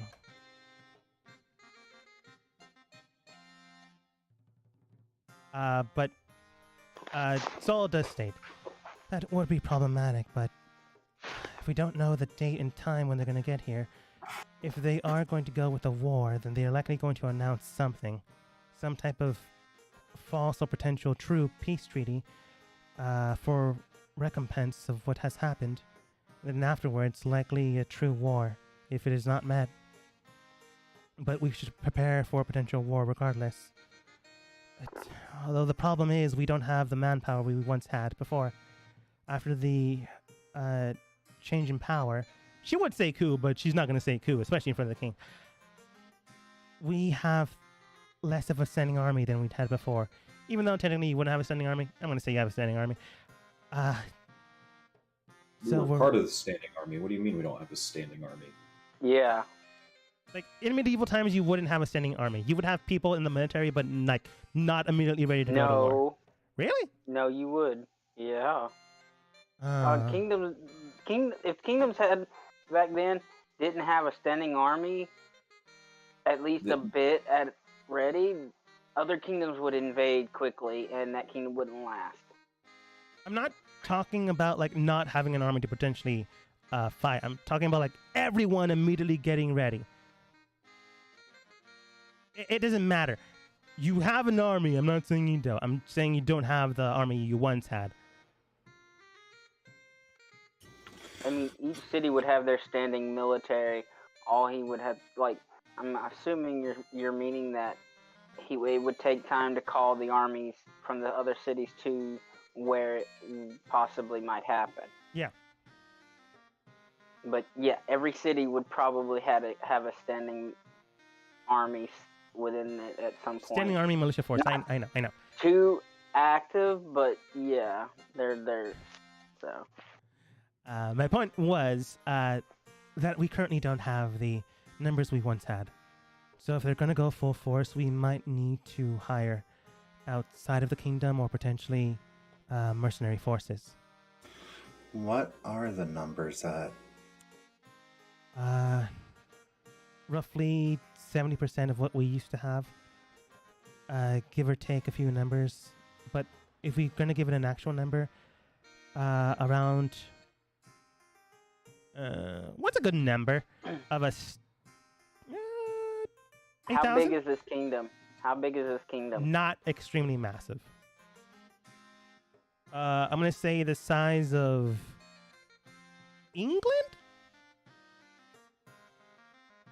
England's had a big army before. I'm not talking about their army. I'm talking about the size of the land.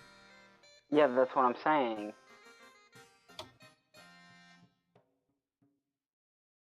I'm gonna say 2,000. No. That's too little. That's too little. I was thinking 20,000. Even the small 50,000. countries I'm gonna say Japan 50,000. had armies when they were fighting during the feudal era. They had armies in higher than 2,000. I'm gonna say 50,000. To give you an idea, Napoleon led an army of about 600,000. 600. A lot of people. Yeah, I'm gonna say you formerly had 300,000. Now 30% less. Whatever that number is. That's still a big army. It is, but it's less than what you had beforehand. And you don't know the numbers of your opponent. Which is what their main concern is. If I can get my plan into action, we won't have to worry about it. Potentially. 210,000. Yeah. She tells you the number.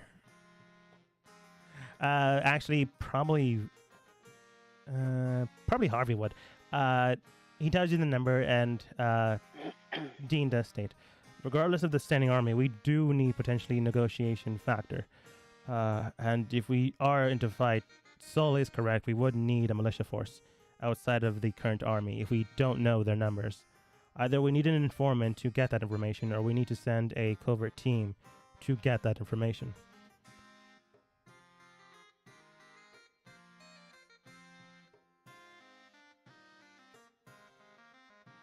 I am about to make a very unpopular decision.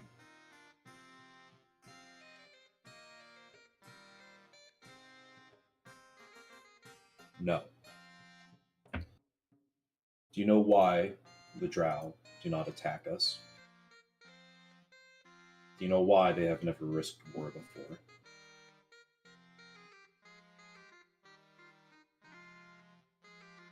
They wait for the answer. The sun burns them. There is nothing for them above here, above the ground. There are not enough locations for them to march an army out from underneath the ground. They may retaliate. They may strike at cities at points that they can get above. But they can actually risk no more than that. We guard those points. We reinforce them. I will not have dealings with them the way my father did. In a few weeks' time, a few months' time, maybe even a year, they will return to their petty squabbles to one another. They will return to the backstabbing and bickering, and a rumor will begin to spread that perhaps it was just a play for power. That is their nature. Dean does state, and you can tell, like in the room when he was backsassing you, kind of, he does state, and you know this how. You did state you did not have any prior commitments with them. Are you stating you know them further than you already do? I have been to their city, I have seen it.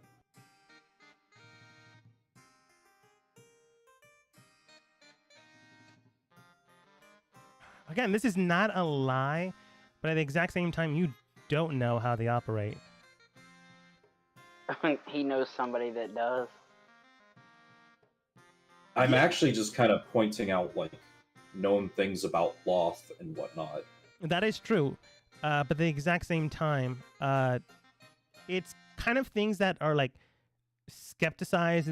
There are things that are not heavily known, but if you know about the stereotypes of Drow, that is what you would stereotype.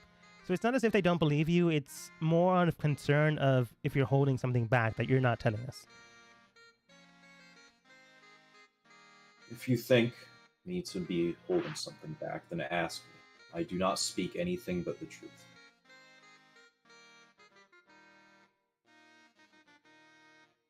I will field questions. Carl does state, and Apani and Thane are also there. I don't know if Layla's there technically yet. Thane, she cannot be there if you don't want her to be. Yeah, she's there. Okay, she's there. I don't know if Yoko's there. Currently having dinner. But Carl does state. What exactly were the propositions and why were you speaking to her to begin with? There had to be a reason why you communed with her. It was some weeks before when the transition of power happened. If they were so adamant on claiming you as theirs, why wait so long? There had to be a reason why whatever it was or may have been, forgive me, I'm being presumptuous, but what was the main reason you spoke with her to begin with? Esther hears it and said, you can tell him it's my fault. There's a lot to that question, and I will answer it to the best of my ability. We were in Harbor Port to speak about the failure of taxing.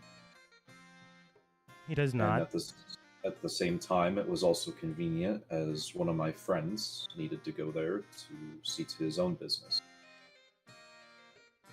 His business actually involved his wife, who we had to fetch from the underground, just part of a portion of the city that was linked to the Drow City.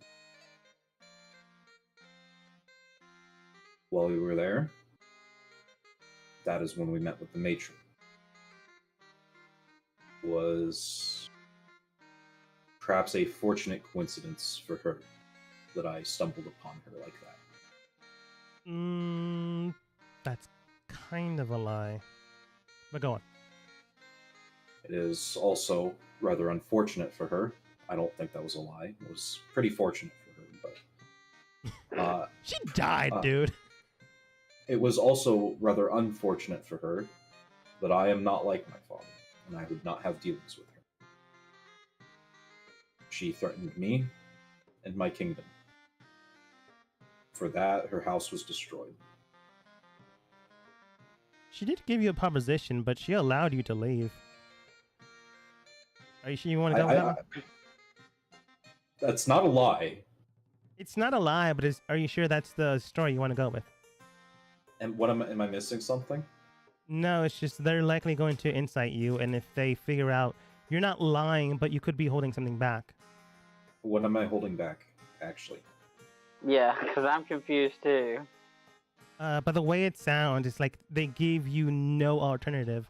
They allowed you not to take the deal. No, I mean, they said that, but they also didn't. She also state that they weren't gonna sit back. They just make a deal with someone else in the kingdom. That was kind of the impression I got from them too. That was the line of thought as well. That is true. but they were willing to let you go. It's not as if they were going to keep you there or kill you. No, that's not what he didn't say that. I know, they didn't give but him, that's what could be misinterpreted. Okay. I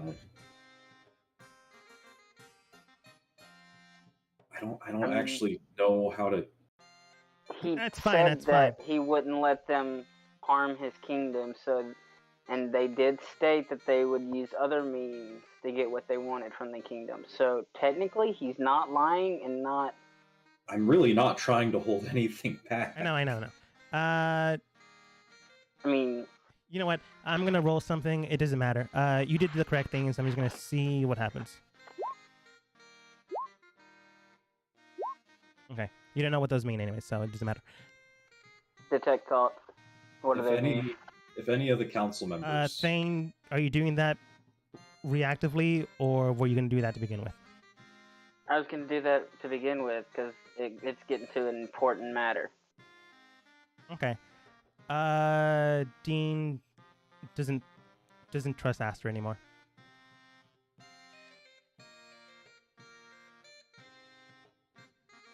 It's not as if he's going to betray the kingdom, but he's not going to be dealing with Aster anymore.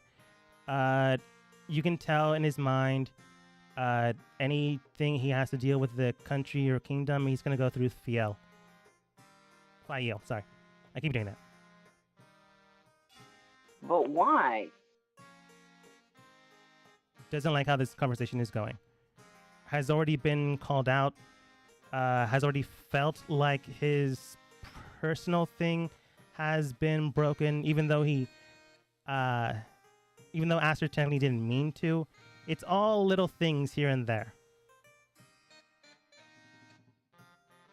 And you also hear Colette's inner mind stating, this is getting rather interesting. You still get nothing from Saul.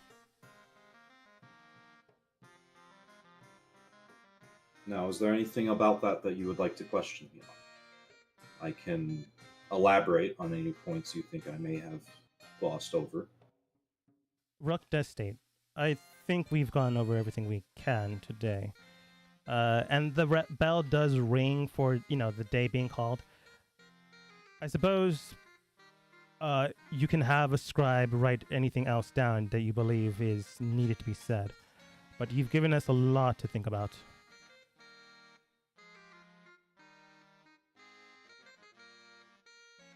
But if there's anything else personally you'd like to discuss, I suppose you do know where we live. And you do know, where they live. If you want to get into personal contact with us. And Thane, you do read out of Rook's head. That is likely why he called those others separately from us. Perhaps they know something else we don't.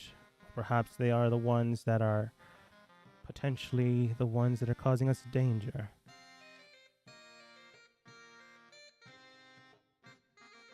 If you have any questions you'd like to address to me personally, please send for me and we can arrange a meeting. I will be available in my chambers for the rest of the afternoon. They nod, and one by one they do, not one by one, but they begin to pack up and do their thing, and they begin to head out. Thane, how long are you having that detect thoughts up? I mean, for the duration. Okay. Continue to do that until they walk out. You do hear in Dean's mind, honestly, I don't know if I should tell them, but it might be problematic if they continue the way they do. And he heads out. And you don't believe the way he's saying, I don't know if I should tell them, is directed towards Aster or you guys. It's more the council.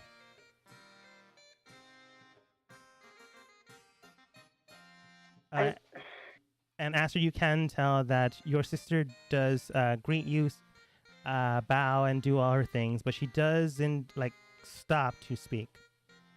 She will stop if you want to speak with her, but she does head out.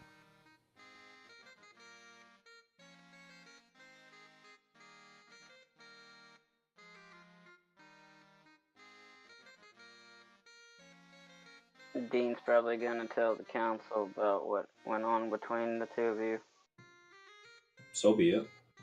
That is his right. He doesn't trust you at all.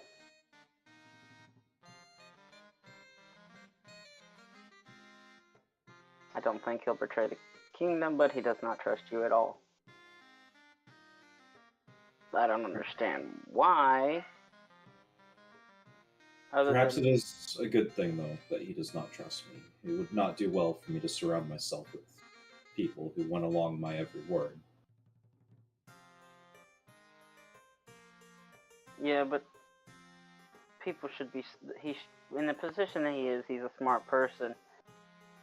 I can understand the hesitance of somewhat being weary of you from what I did, but not losing trust in you from over the drow thing. There is no reason why that should have caused him to lose all trust. I do not need his trust. I need his loyalty. So has that technically. Thane, Aster is right in this. The factor that he doesn't trust him as king means he's willing to possibly challenge what Aster states and rules, helping to guide the kingdom better. It can also lead to problems. If you're only looking at the negative, you need to look at both sides. Yes, that can happen, but it can also force Aster to think about rulings that he does and reevaluate them. Layla does state, either way, we do need to keep an eye out regardless, not just for potential dangers in the kingdom, but for those outside. We still have yet to receive a potential declaration of war, or at the very least some type of negotiation thing. That is how they work. They go with politics first, and then try to do something. You weren't wrong after about the way you went about that, about speaking how the drow do things, but not all of them do it that way. Some use fetrifuge, others use different kind of means. So doing nothing might work in their favor if they already have someone here. Forgive me, I was speaking in a generalized fashion. Do forgive me if I offended. It's quite alright. Thane, you were saying? I still want. I'm waiting on. I'm giving you time to think about my proposal I said a few weeks ago and how to deal with that city. I have not given up on that. And I promise you one thing, it will happen one way or the other. With or without your support. You're talking about drowning the Drow City. Talking about drowning. Yes. Layla does state, well, I am not... Like, a lot of them were very bad, but... You know what? I'm not going to get involved with this. Clearly, I have... You know when I make up my mind, I don't ever falter. Yeah. That's true.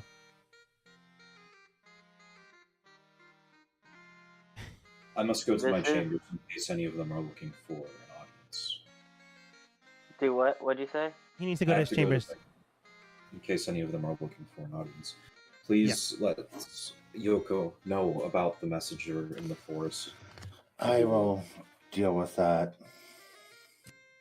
I thought I already told her everything. Yeah, you told her. I will let Yoko know about this development. Yeah. As I might have a job for her to do. Okay. We're likely going to end with that scene because I forgot the time and I'm kind of hungry. So we'll go to Alpani and Yoko. Currently having dinner. Sprite's like enjoying her dinner. And Yoko as well. Upon you catch them mid-eating, she looks towards you. Oh, your friend is here. Would you like me to turn around again? I don't know. Is this something she doesn't need to hear, Alpani? Just a favor of you. Oh, At which she can point hear it she'll then. she'll pull the bird cage, but leave it covered so Sprite doesn't see what's inside. Yeah. Do me a favor and guard this She'll for the evening. guard it? Keep it out of anyone else's hands. Okay.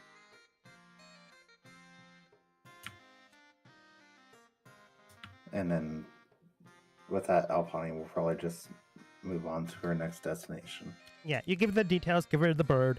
You give her the bird, and then you head out to your next destination. Who knows where that'll be?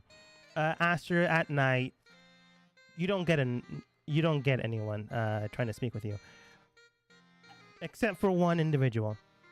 You don't know who they are because they don't get there personally. An attendant that is currently attending to you, a elderly gentleman with I'm going to say spry, even though it technically not. An elderly gentleman that's spry and wary comes to your room and knocks. And he does state, "Pardon, sir. Someone did leave this missive for you in. Well, I'm not quite sure how they entered inside. Our mages did detect magic on it, and it doesn't seem to be trapped in any way. If it's personal, we can leave you to it, or we can examine it ourselves. But we're not exactly sure how they got it inside the castle." I will open it. Very well then. If this is a personal matter, I will wait by the door. Please. You open it, and inside it does state, it is not in a language, rather it is in magic symbols. And Aster, you're trained enough to understand this kind of concept. It is a message within magic. So when you see it, you read it, and then the message is gone. It does state, meet me at the bell tower. We do need to discuss things further. By midnight.